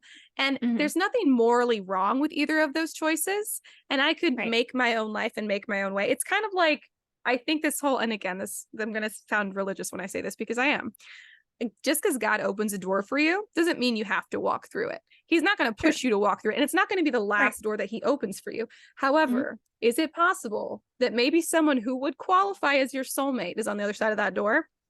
Very possible, yes. I will absolutely see that. However, are there other doors that God will open that might have a also suitable match for you who you could be happy with if you walk away from the other one? I believe so. I believe that there's other choices. I don't think God shoves us through any doors. I think he presents options. But so in that sense, yes, I believe that soulmates can exist. But anyways. So that happens in the Chronicles of Narnia. And I think it's Lion Witch in the Wardrobe when they're trying to like cross this river. And Lucy's kind of like, hey, we should go that way. And Peter's like, no, let's go this way. And so they go Peter's way. And it turns out that Lucy's way would have been so much faster and so much better. Yep. And then Aslan shows up and Lucy's like, what would have happened if we'd taken that route? And Aslan's like, it doesn't matter. You didn't take that route. And she's like, right, but what if we had? And he's like, it doesn't matter. You took this route. So this is the route we're on. And this is the route we're going to go with now. Exactly. So there's no like, anyway. there's no like moral, like morally it would be better to do this or that, like from like a right or wrong sense, but maybe one way would lead you to your soulmate. I don't know. Yeah, it's there. It's like a gift. You can open it or not. Is it wrong not to? No, not necessarily. There will be other good things too. It's your call. And so I think in that sense, that's where I'm like, and I think about like arranged marriages where people are very happy. And I'm like, it's just not possible that everyone is arranged to their soulmate. But I know a lot of people with arranged marriages have very love-filled lives and have very fulfilling relationships. So I'm like, in that sense, which is why I can't believe exclusively in soulmates. And I believe that they're rare. But in books, we could solve this realism problem by including choice in there somewhere. Well, that's what I was going to say. So like, I think the thing that most authors do wrong when they do the soulmate trope is that they try to make it seem like it's instantaneous. Like they just knew and it was like almost magical, right? It's usually in fantasy or maybe sci-fi. Like sci-fi does it with other species usually, which is a different conversation. But when you're doing it magically, where it's like, oh, our emotions are suddenly in sync and now like everything is perfect.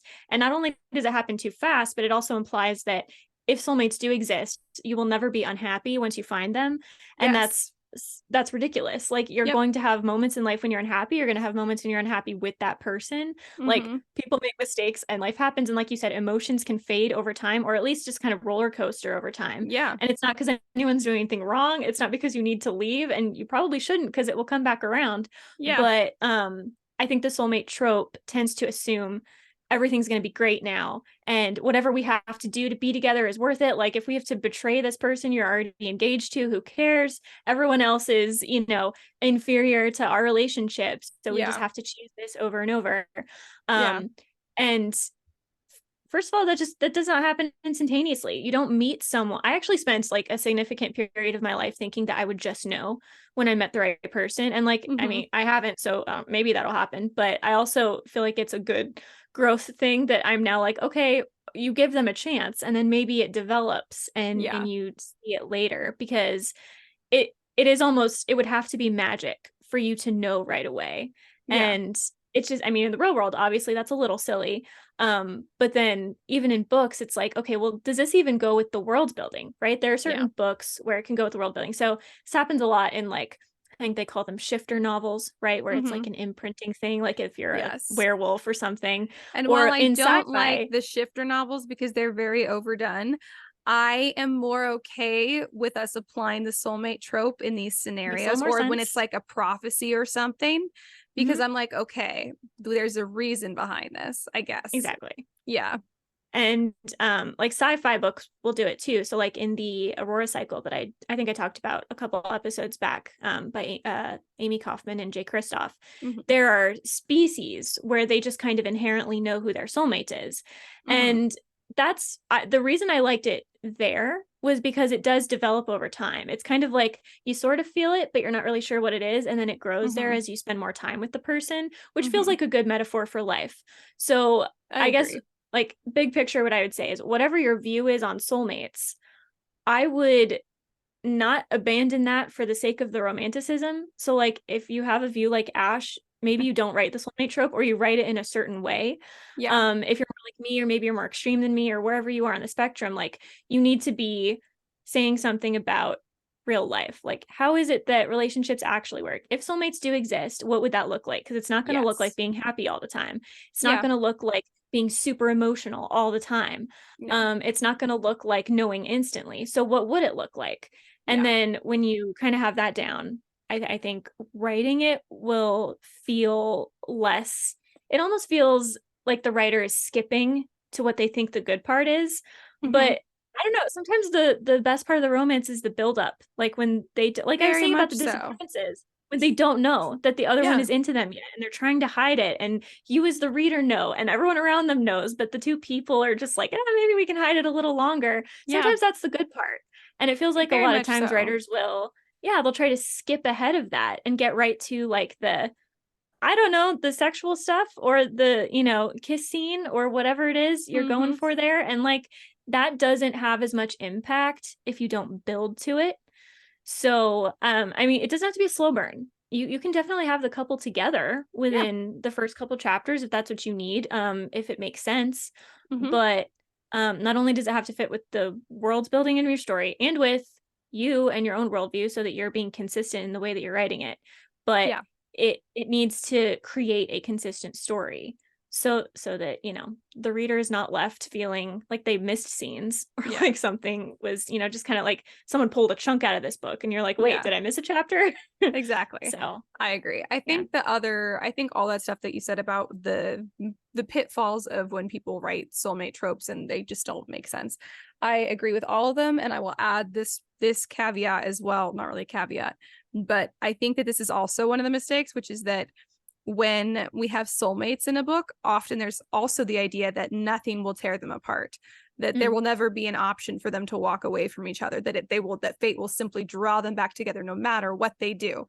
And that's not realistic. Yeah. And either. you can't bank on that, because that's when a relationship falls apart. When you think you can do nothing to drive them away, that's when you start mistreating them. Exactly. Continue. And so I think that that's a good place to also, then you have somewhere to build the relationship, because they start out as soulmates. Things are wonderful. It's the lovey-dovey early stages of the relationship.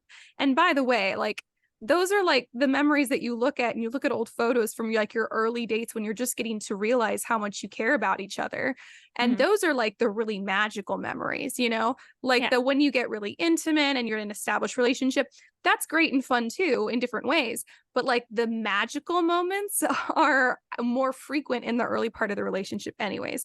So Mhm. letting your characters get to know and grow with each other, like in the early part of the relationship, soulmates or otherwise, like that's the part that's going to make your character, like your readers, just melt when they're reading about it. Mhm. But also then you have somewhere to build to. So even if you're like, okay, I had them meet really early, like in the book, and they're soulmates and they're getting along great and everything's magical, then you need to throw some pebbles in their path. You need to, or boulders, you know, The throw story some still big needs problems at conflict. them. There needs to be Mhm. conflict. And if you're in anything but the early lovey-dovey stages of the relationship, then there should be some kind of conflict in the relationship. It doesn't have Mhm. to be huge, it doesn't have to be earth shattering, it doesn't even have to be something that they would break up over, although it can be. It's Mhm. it often is in real life, Right. because then you can see, you get the kind of like the magicalness of the I hate magicalness is not a word and I don't like it. The you get like the magical feeling of Yeah. wow, these two are soulmates by like this like unpredictable coincidence. They've been brought together by fate, but also anything anything you're given, you want to treat well, right? Like just Yep. because somebody gave you a gift doesn't mean it's going to stay in perfect condition forever. You have to take care of Right. it. And so Yes. you That's have a good to metaphor. maintain it. Yeah. Yeah. So then it's fun because you get to see the characters choosing to maintain it. And on another level, choosing to overcome obstacles in a relationship, choosing to grow and learn with each other, even when it's really hard, and choosing to keep choosing each other, even if you're like, well, fate already chose for us. The act of choosing to continue choosing someone is also deeply romantic and also Yes. deeply human. And so Mhm. I think that if we could just add that on even to the existing soulmate tropes, if we just also added that part to it, Yeah. I would be much happier with it like 80% of the time. I just feel like Yeah. that big part is missing.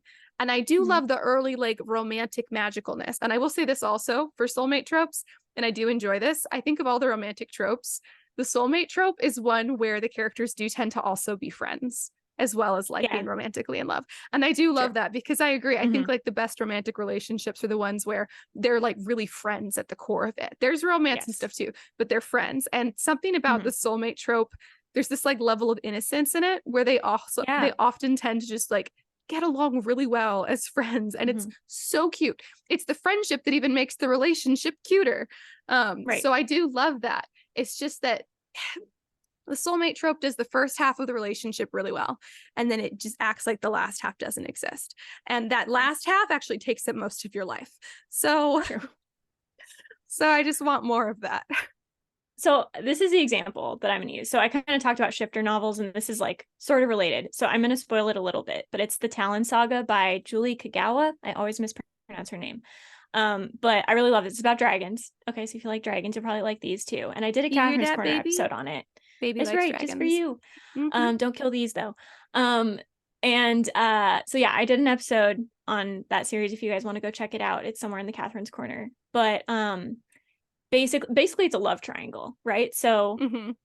Ember is her, yeah. So Ember, she has these two choices, and one of I'm sorry, them don't you hate is love triangles? I do, but I liked it here, and I'm about to explain why. Okay, so one of the options is this dragon hunter, right? This dragon slayer, and they because the dragon's can turn human, he's like kind of suspicious that she's a dragon, but he doesn't know. So he's trying to get to know her to see if she's the dragon, and like over the course of that time together they kind of fall in love, but then Mm-hmm. she discovers there's this dragon, he's the other guy, and they are like soulmates, like they're called mates, right? Like, and it's Uh-huh. this magical feeling because they're dragons, so there's magic involved and stuff, and she's really torn between which one to choose. And so I'm going to spoil the ending of it, but it's just played out really well. The thing I really liked about it is that she doesn't toy with them. Like, she legitimately says to both of them at one point, like, I don't know what I'm going to do, I need you two to give me space so that I can figure it out. I love And that. instead of just being like, I'm going to go make out with him and then I'm going to come over here and declare my love to him. No, she's just cool about it. And I really There we like that go. about her. I love that. So that just alone made the love triangle work for me, which is sad because it's a really small detail, but just being, a decent human being will really help. Yes. But she ultimately picks the dragon hunter instead of her soulmate. And you would think I would hate this. But one of the reasons she kind of gives is that from like the moment she met the dragon soulmate guy, she knew. And there wasn't any buildup, there wasn't any development, there wasn't those Yeah. little getting to know each other moments. And when she looks at the dragon hunter guy, she has all these great memories of like the sweet innocence of like, oh, does he like me? I don't know what's going on. Like, what is this feeling? And that's kind of what gets her through. She also is just making a choice between two worlds, which is also what makes a Yeah. love triangle work, but we've talked about that. And so I like that she doesn't pick the soulmate in that case. And it doesn't mean that their lives are over. Like she's really happy with this other guy. And the Yeah. dragon goes on to kind of be like, I don't know, there's this other girl over here that maybe I kind of like too. Yeah. And so it's not like the end of the world, but they do make this different, or she at least makes this different choice. And basically the dragon for the whole time, his whole argument was like, but we're soulmates. You have to pick me. You don't have a choice. And she'd walk away and be like, I'm just still not sure. And like he talked to his friends and he'd be like, she's gonna pick me. Like she doesn't have a choice. We're soulmates. I know what she feels. I feel it too. And she doesn't pick him, and he's just flabbergasted. He's like, what do you mean? Like I could have sworn you were gonna pick me. And she I love explained that it, and she it just didn't. That makes me she happy. just had like a greater chosen connection with the other guy that does make it more reasonable that like she will continue to choose him, that the Yeah. whole argument is not just, well, we have to be, Yeah. it's more like I want to be also. And so Yes. that's a great example if you guys want to look at soulmates or love triangles, the Talon Saga. But it's also that something I think if you're writing the soulmate trope in general, you can look at and say, okay, I need to make sure these characters not only are well suited, because I think that should be obvious, but that they have some kind of a history that's going to get them through tough times. Because Yeah. shared goals are really important and shared worldviews are really important, but sometimes if those are under attack in some way, or you find out that there is some kind of an issue with the decision you're going to make in life, like, are we going to fight this war together? Like, what's my role, what's your role, that kind of thing.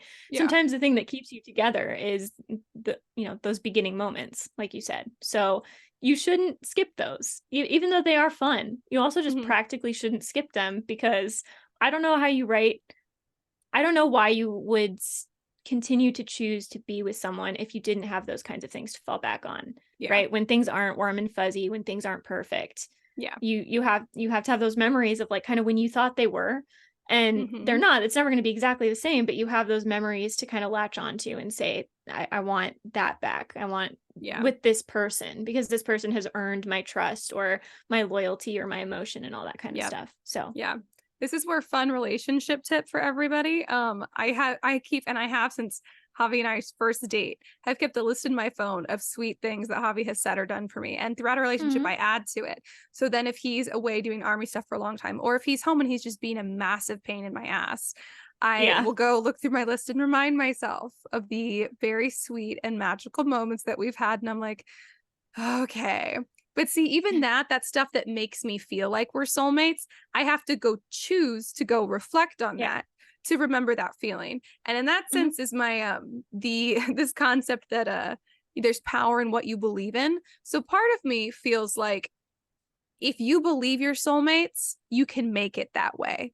And I know that also goes against the whole idea of like soulmates are fated, but I think that's maybe that's not how you phrase it in your story, but I think that still kind of needs to be like the approach of the characters. Or maybe you have one character that feels that way and the other one's like, it's all fate. Although if that were the case, I feel like that character's worldview would need to be challenged at some point to include some level of choice, because fate won't carry you through everything. Right. But in a way, like I think often what people think is magic is just really powerful belief. And so I think that you can, even if it's maybe not your quote unquote soulmate, I think you can have a soulmate like relationship or feel like you're soulmates, or feel like maybe you're with a soulmate if you just believe it so much. But you have to teach yourself to believe it too. And also, belief is often a choice. People say it's not. It is. And so if you choose to believe that you're with your soulmate, and you save the sweet things that help you reflect on that. I mean, it's romantic. It's sweet. It's weird. It's not a romantic way of approaching the relationship, I get, but is, It creates romance when but it it's creates committed romance. Exactly. So maybe you have, also, that's the other thing too, is I think I like this. I like your example of the Talon Saga. And now I really want to read it, because you have someone who's like fully like, we're soulmates, so we're going to be together. And then you have someone who's like, okay, maybe soulmates exist, but that doesn't mean I have to be with you. I could still be happy with someone else. It doesn't mean like that the only right thing to do is to be with my quote unquote soulmate. I could choose to mate my soul to someone else, you know? Right. And I like that, because it doesn't negate the idea that soulmates do exist.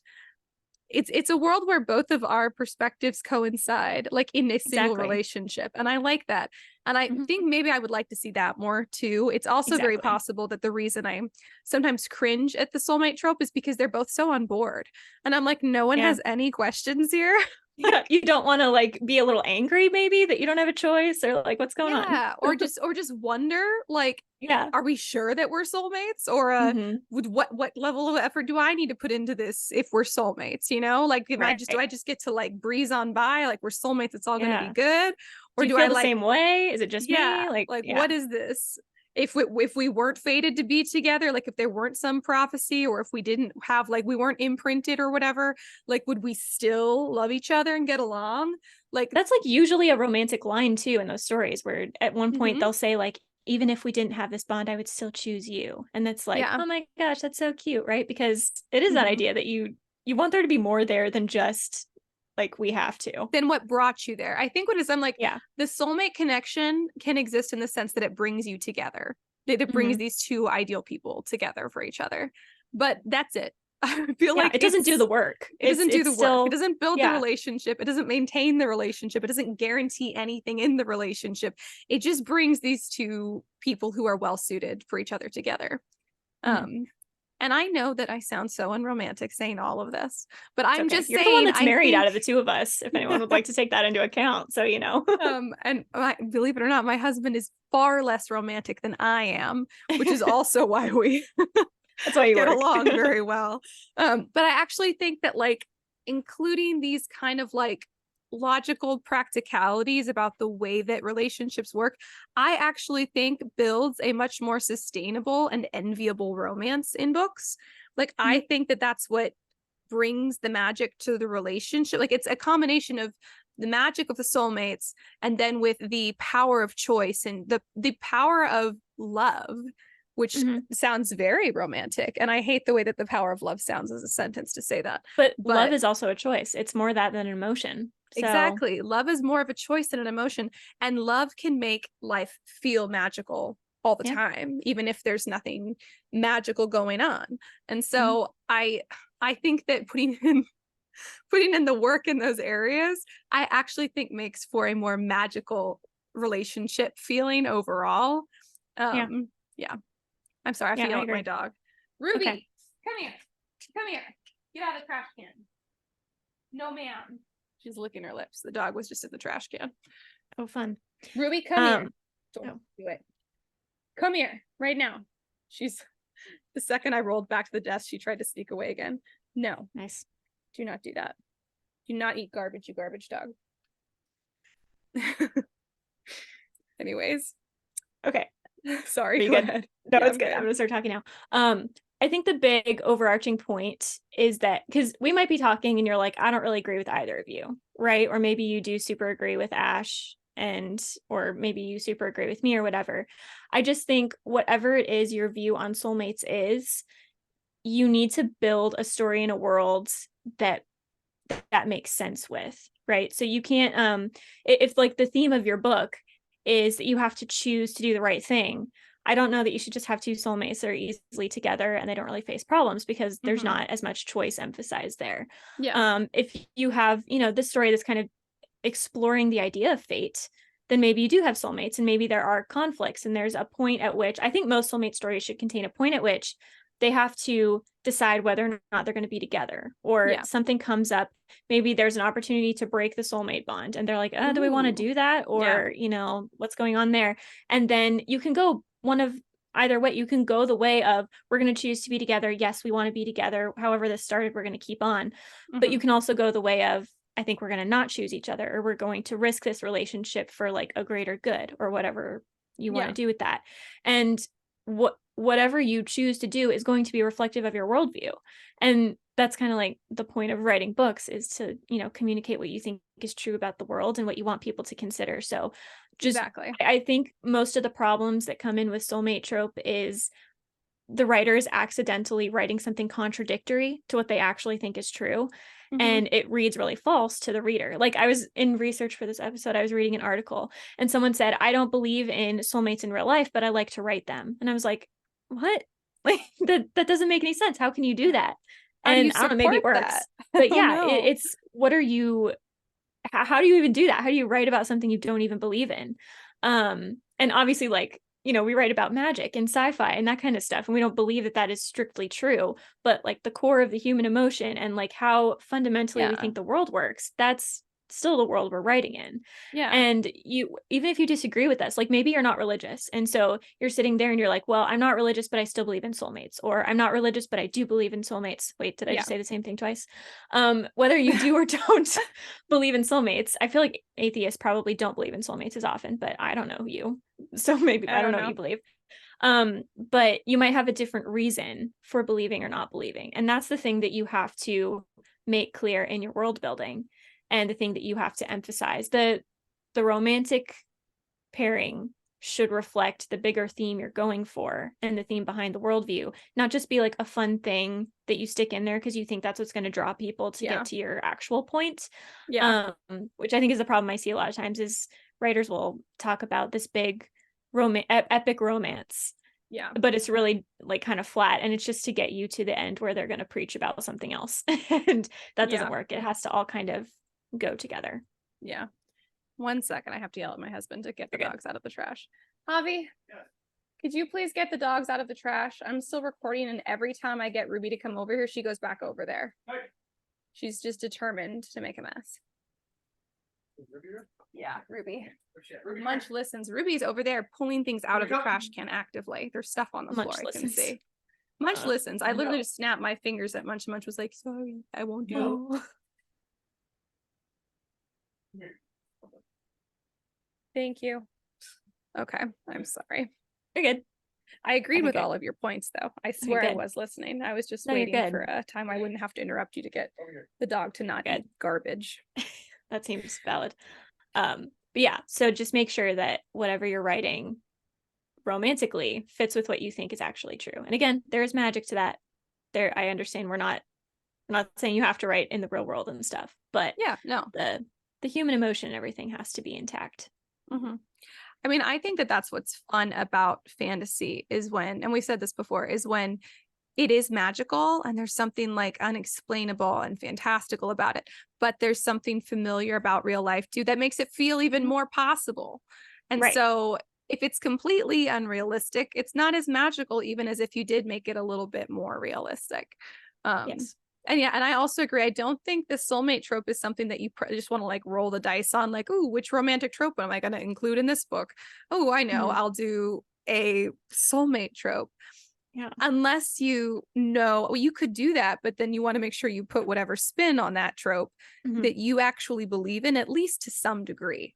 You want to be exploring the concept at some point. Explore the concept. Or maybe you're like, I don't know what I think about soulmates, so I'm going to put a soulmate trope in here to figure out what I think about soulmates, you know? But you have to be realistic about the relationship too. That's where the soulmate thing is hard. I like it when the relationship still makes sense, but it often doesn't. So I'm not against the soulmate trope. I sound like I am. I'm not. I'm against the lack of badly done realism. soulmate trope. I'm against a badly done soulmate trope. Exactly. But it is really romantic. It is. I don't remember what other trope we said this about, but I think there was another romantic trope we said, if you do it wrong, it just never comes out good at all. It's all or nothing. I feel like the soulmate trope is like that. You need to make sure you're doing it really well. Like Talent, it's one of my favorite book series, and I loved the way it was done there. And this included a love triangle, and I don't like love triangles. If you do it well, people will like it. So we haven't said that in a while too, which is that nothing that we say is a hard and fast rule. Just know what you're doing and do it with intention. Be intentional. Yes. Don't just pick the soulmate trope. Be intentional about why you're picking the trope and how you're going to present it or put like a unique spin on it. Also, it's a trope, so any trope you use, you should be putting a unique spin on anyways. Yeah. That's what makes it fun and original. But it's not that you can't do it or that it's cheesy or cheap to do the soulmate trope. It's that if you do it, you need to do it purposefully. And I think often it's just kind of like a toss away trope people throw in it's there. like an afterthought. Yeah. Yeah. So speaking of twists on things, this is what I want to see in like the soulmate trope. We should have soulmate tropes that aren't romantic. They should be friendship soulmates. Oh, right? I love that. Yes. I love that. Honestly, I would get behind this so much. Like if you met someone and were instant, because obviously this is how it works sometimes. You meet someone and you're instantly like, that's going to be my best friend. And I think that's actually more realistic. What I did when I watched you in math class and took secret pictures of you and then invited you to live with us. And I still can't believe it worked. Like knowing your personality, I just can't believe. It's because we are soulmates, Ash. We're just platonic soulmates. It's very Lewis and Tolkien of us, because Lewis also believed in this. So did Tolkien, very much so. Yep. So I think there's some great ways that you can incorporate the soulmate trope if you want to do it with a friendship. Like, so I was looking up some of like the subtropes that go with the soulmate trope. And so some of them are like reincarnation, right? Now, I don't believe in reincarnation, and I don't tend to like stories that revolve around them. But if it's involved in your worlds, what if two besties are getting reincarnated together? Like, that's so much cooler, I think, than like romantic soulmates. I love that. I don't know, there's just so much room to play with it there, right? And especially just because it hasn't been done very much. And they can still have romances going on, but maybe the friendship is just as important. So I recently read The Dark Artifices series by Cassandra Clare, which I talked to you guys about. And one of my favorite things about Cassandra Clare's world building, and I'm going to butcher the word, but I really like the parabody is what I call it, which is the friendship shadow hunters, right? So they're like war, like brothers in arms, sisters in arms kind of thing. And you get this rune and you can only do it with one other person, and it's like a marriage, but it's platonic. But it's friends. That's right. I know this one. Yes. And so like when you're fighting in battle, you can feel your parabody's like injuries and their emotions, so you can go and back them up, and they'll come and back you up. And it's just like, I love that, the fact that like that world building detail just like puts friendship on the same level as romance. It does. And I really like that. And so I think you could do that with a soulmate trope in another way. I would argue that that's a soulmate trope. That Cassandra Clare utilizes that. I think she uses it a lot, but Frodo and Sam, I think, are the soulmate trope as well. And this is a Lord of the Rings, like one of like the main critiques. And I feel this way also. I don't agree with the fact that I feel this way, but I do feel this way about it. Is I'm always like, why are there no girls? Because I like reading about girls going on adventures. Okay, I don't want to read about smelly boys. I don't care. They're stupid. It's dumb. However, I can't actually complain, because Tolkien did this on purpose, because he wanted to make a statement about male friendships. It's not that he was like, women aren't important. Women, the female characters that are in Lord of the Rings are some of the most important. That's not it at all. It's that it's about male friendships and like having intimate male friendships and like the power of that, which I think is very important. But Sam and Frodo specifically, there's such like a focus on that relationship. I think that would count as soulmates. I don't know if Tolkien would agree. He didn't like to be labeled, I don't really think, but I would put that label on Sam and Frodo. They're absolutely friend soulmates. Yeah, I agree. And like, look at how, I don't know, famous or how well loved Frodo and Sam are. Like, the friendship is it's on the level of the romance. It is. You might ship in another story. But there's so many gay memes about them, because everyone's like, they're in love, and I'm like, it always frustrates me. I'm like, was that the point is just they're not friends. I think the whole point was that Tolkien was saying men can love each other as friends as well. But because that's like, I don't know if it was a thing during Tolkien's time, but there is this like kind of idea that girls can be really close friends and no one bats an eye. But if boys are close friends, they're like, oh, they're gay. And it's like, look, fine, whatever. But what if they're not? They should be allowed to have close friends. Yes, they should also be allowed to have close dude friends without everyone being like, they're gay. Exactly. Which, I mean, who cares if they are or aren't? That's not the point. The point is, everyone should be allowed to have intimate friendships without anybody making any assumptions about it, especially dudes. Exactly. And they've done like a lot of studies about like psychologically, like dude on dude like relationships, like father son, like friends with other dude friends, and how the lack of those relationships is actually super destabilizing. And so this is where, I mean, I think that maybe this is a big reason we could say that most women typically have a much higher emotional intelligence and EQ. We live our lives in much closer intimacy typically with other people, especially other women. There's absolutely no stigma about it. It's an expectation, in fact. And I kind of feel like maybe that's why that, you know, I don't think that men are like emotionally stupid inherently, but I would argue that this is why, yeah, maybe. I think this is why people really like war stories, because it's not really that people like war, but they do tend to enjoy like the bonds that are created between the soldiers. And I think that's where the pull is. Oh, yeah. So, absolutely. Yeah. Yeah. So, yeah, I mean, if you want to like reincarnate some best friends, I don't believe in reincarnation, but I'd get behind that for the sake of the friendship value. Yeah. I would too. And like imprinting, that could be really cool friendship wise. I don't know. We could explore it. Yeah. I mean, think about like with the werewolf thing, like the alpha and beta, right? Like those are sometimes some close relationships, and those are fun. Those are basically imprinting. Yeah. There's like oh no, I'm gonna forget the title. The Parasol Protectorate series by Gail Carriger. And I think I also did an episode on these. But it's like they're werewolves. They're also vampires, but the werewolves is what we're talking about. And there is an alpha and a beta, right? And the alpha and the beta are always like, we need to discuss what to do. And you go and do this job, and I'll do this job. And like the beta's always backing the alpha and like protecting him when he goes too far. And the alpha's like, no one touches my beta, right?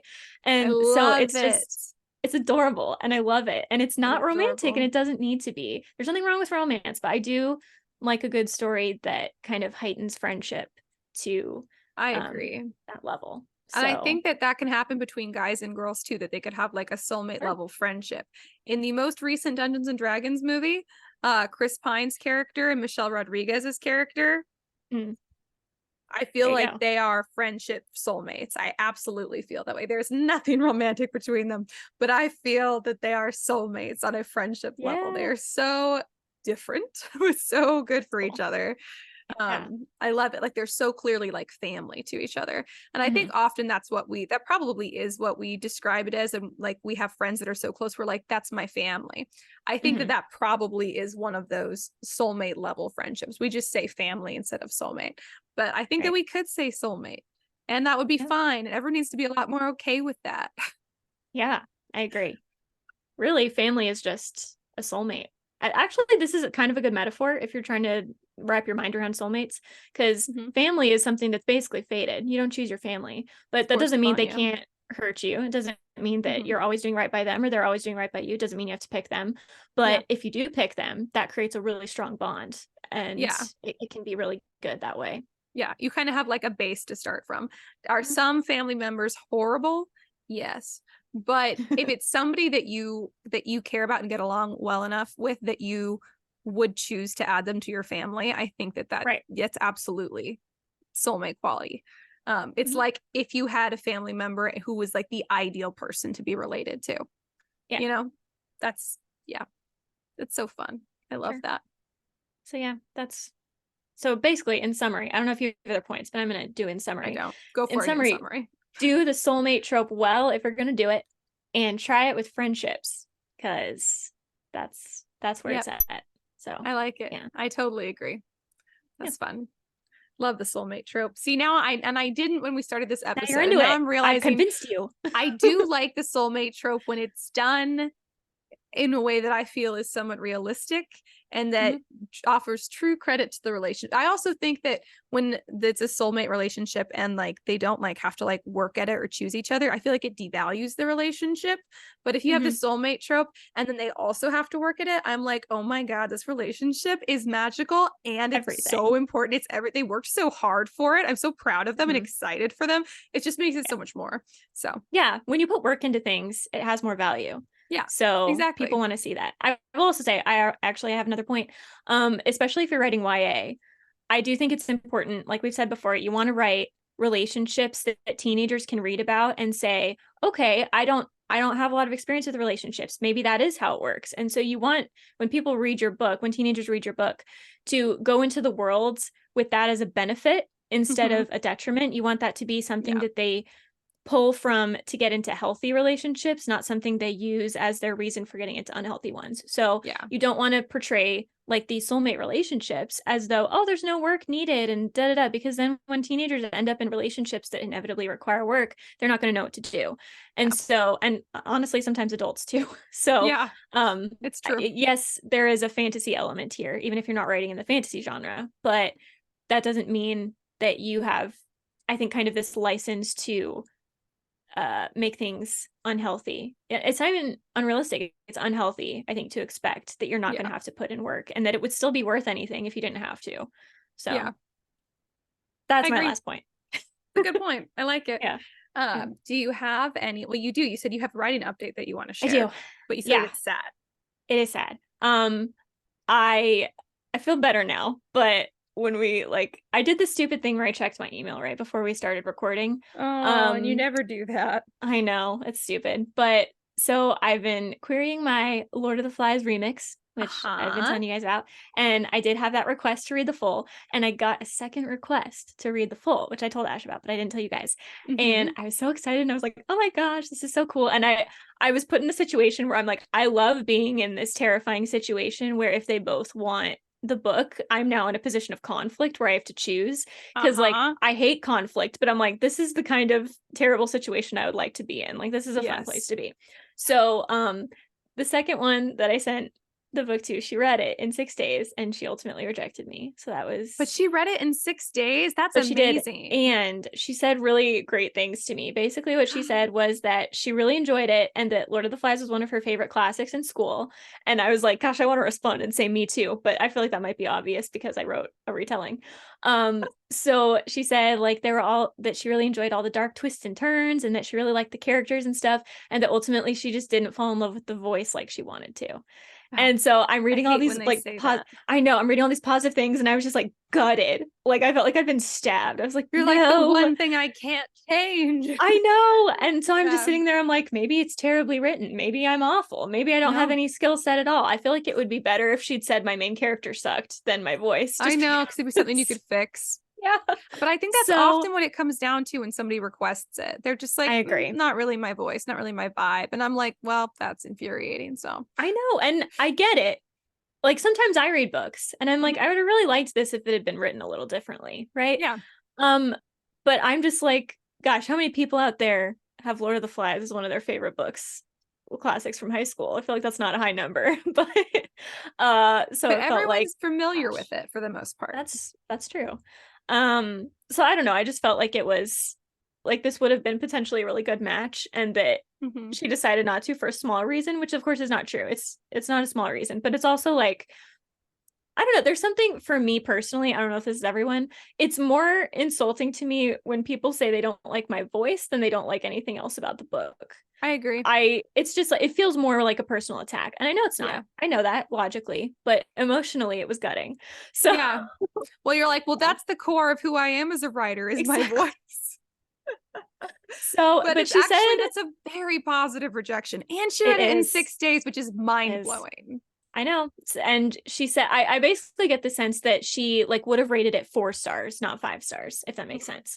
But from a literary agent, that is very high.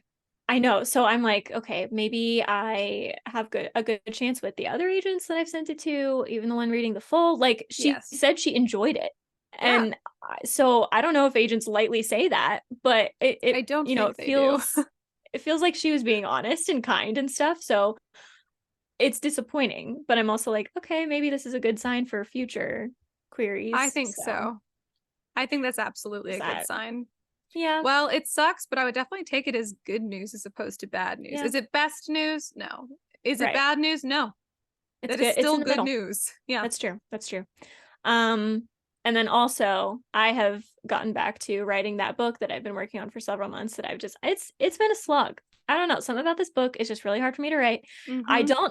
I don't think the draft is going to be 60,000 words like I anticipated. I think it's going to be higher, but I think when I edit it, it will get down to 60. So I'm having trouble pacing it because I feel like I'm going to have to delete a lot more than usual. Yeah. And it's just like, I'm going for a twist that's a little different than what I normally do. And so I think I'm just struggling with like how do I build there? And like, am I saying too much? Am I not saying enough? And so it's just like the sentences feel like I'm like pulling teeth. Like that metaphor has never felt more accurate. So I just feel like I'm just, I write 5 words and I'm like I've just run up a hill, So Yes. it's just been tough. I don't know if it's like I don't think it's the place I'm in as a writer, because I was going really strong for the first half of the year on other things. And so I think it's this book, and that's fine. Some books take more work than others. That's an important lesson. But this one's taking a lot of work. And if it takes me more than a couple more weeks, it will be the longest it has ever taken me to finish a first draft, which will be kind of strange. But LOL. Oh, it's so funny. That definitely, I take a long time. But I don't take a long time to write a book. I take a long time to finish a book. Okay. I tend to, when I write it, sit down and write in like really long spurts that would probably equal like a week and a half total. But it takes me a very long time to actually put in that time, which is stupid. But oh well. Anyway, what's your writing update? Did you said first 2 chapters. What did you say you're gonna have done? Yes, I said I would have the first 2 chapters done. And I am very proud to say that I have 3 chapters done. So I'm excited. I definitely related though when you said you felt like you write 5 words and you're like been slogging up a hill. That's how I feel. However, that for me is because I have not been writing for so long that it's like when you haven't worked out in forever and like you go on a run or a walk and like the first 5 minutes just kill you. And then you kind of get into the pace of it and you're like, okay. And then it starts to kill you again right before you give up for the day. And so so that's where I've been, but it still feels so good to be able to write again.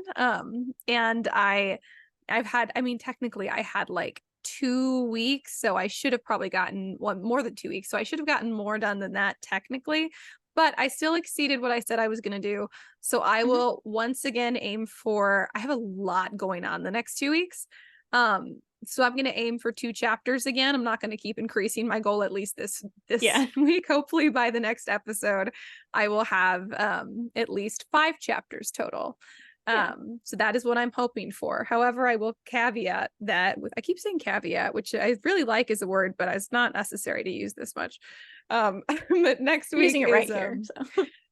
So next week is the baby shower, which is very exciting, but also everyone's like, that's just a few hours. Yes, but I have a lot of people coming to stay at my house, and I am still like arranging our guest room and our nursery, and there's stuff everywhere, and my house is falling down, and I have to pick people up from the airport at different times and drop people off places, and I have normal work. So I just can't, I don't know for sure. I don't know. Right. Everything's up in the air. Everything's kind of up in the air. I still don't know if you're coming for sure. So anyway, so I'm not going to commit to more than those 2 chapters, but I will try to get those 2 chapters. Yeah, but I mean, I think it's still good. I was thinking the thing is, because mine's a Cinderella retelling, I feel like that's a lot harder of a sell than a Lord of the Flies retelling, because I'm like, it has to be so good. Yeah. So I'm still trying to figure out like, how am I gonna frame this? Yeah, I don't know. So I'm gonna cross that bridge when I get to it. And we'll see when I get to it. I still want to have the book finished by the end of the year, like I said. So we'll see. And a lot of it also depends on when this baby's going to show up, because it's huge. It's just a freaking massive baby. It's been trying to break out of my stomach this entire episode. Let me out. Yeah, like fully trying to just break out of. I'm like, there's room towards my back. Could you it's like, no, it wants to stretch out my stomach as much as possible. Anyway, so I don't know. Like, I don't know if I'm going to carry all the way to term, or because it's a giant baby, I'm going to give birth early, or it's a giant baby and I'm going to give birth late, so it's even more giant. Like, I just don't know. These things just come when they want to. There's no I want like the little, like the red pop-up thing on a turkey when it's done. When you put it, I'm like, that would be very useful. But alas. So, but I still think that even with the child on its own schedule that's going to appear whenever, I think I can still get this book finished by the end of the year. Yeah. So I just ran out of breath again. Like, oh, even just talking about writing is hard. Yeah, it's exhausting. Wow. So much to think about. But so that's my writing update, which I am, it's not like spectacular, but I'm on track and that's good for me. So Woo. Hooray. Is there anything else that you want to share with the peeps? Nope. Okay, That's all for sweet. me. Well, that's all for now, folks. If you liked this episode, if you love soulmates, if you hate soulmates, if you believe in soulmates, or you are like me and you believe in soulmates with a caveat, and if you believe in the word caveat as much as I believe in the word caveat, please go ahead and leave us a review below. We would love to see it. We love hearing from you guys. And also, if there's something that you guys want us to talk about on the pod, then please reach out. You can email us at contact@storysirenstudio.com. That is our production company. You can also go to that website and check out some merch if you want to support us and learn more about Karissa and I and how we got started and all that good stuff. You can also message us on social media. If you do not follow us on social media, you want to. This is me, Jedi Mind. You want to follow us on social media. Do it.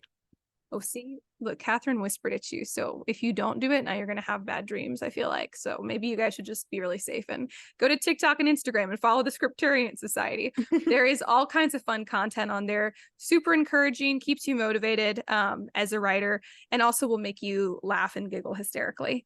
And if you're a grammar nerd and you're not following us on TikTok, aka basically Karissa, because I'm never on TikTok, but Karissa is.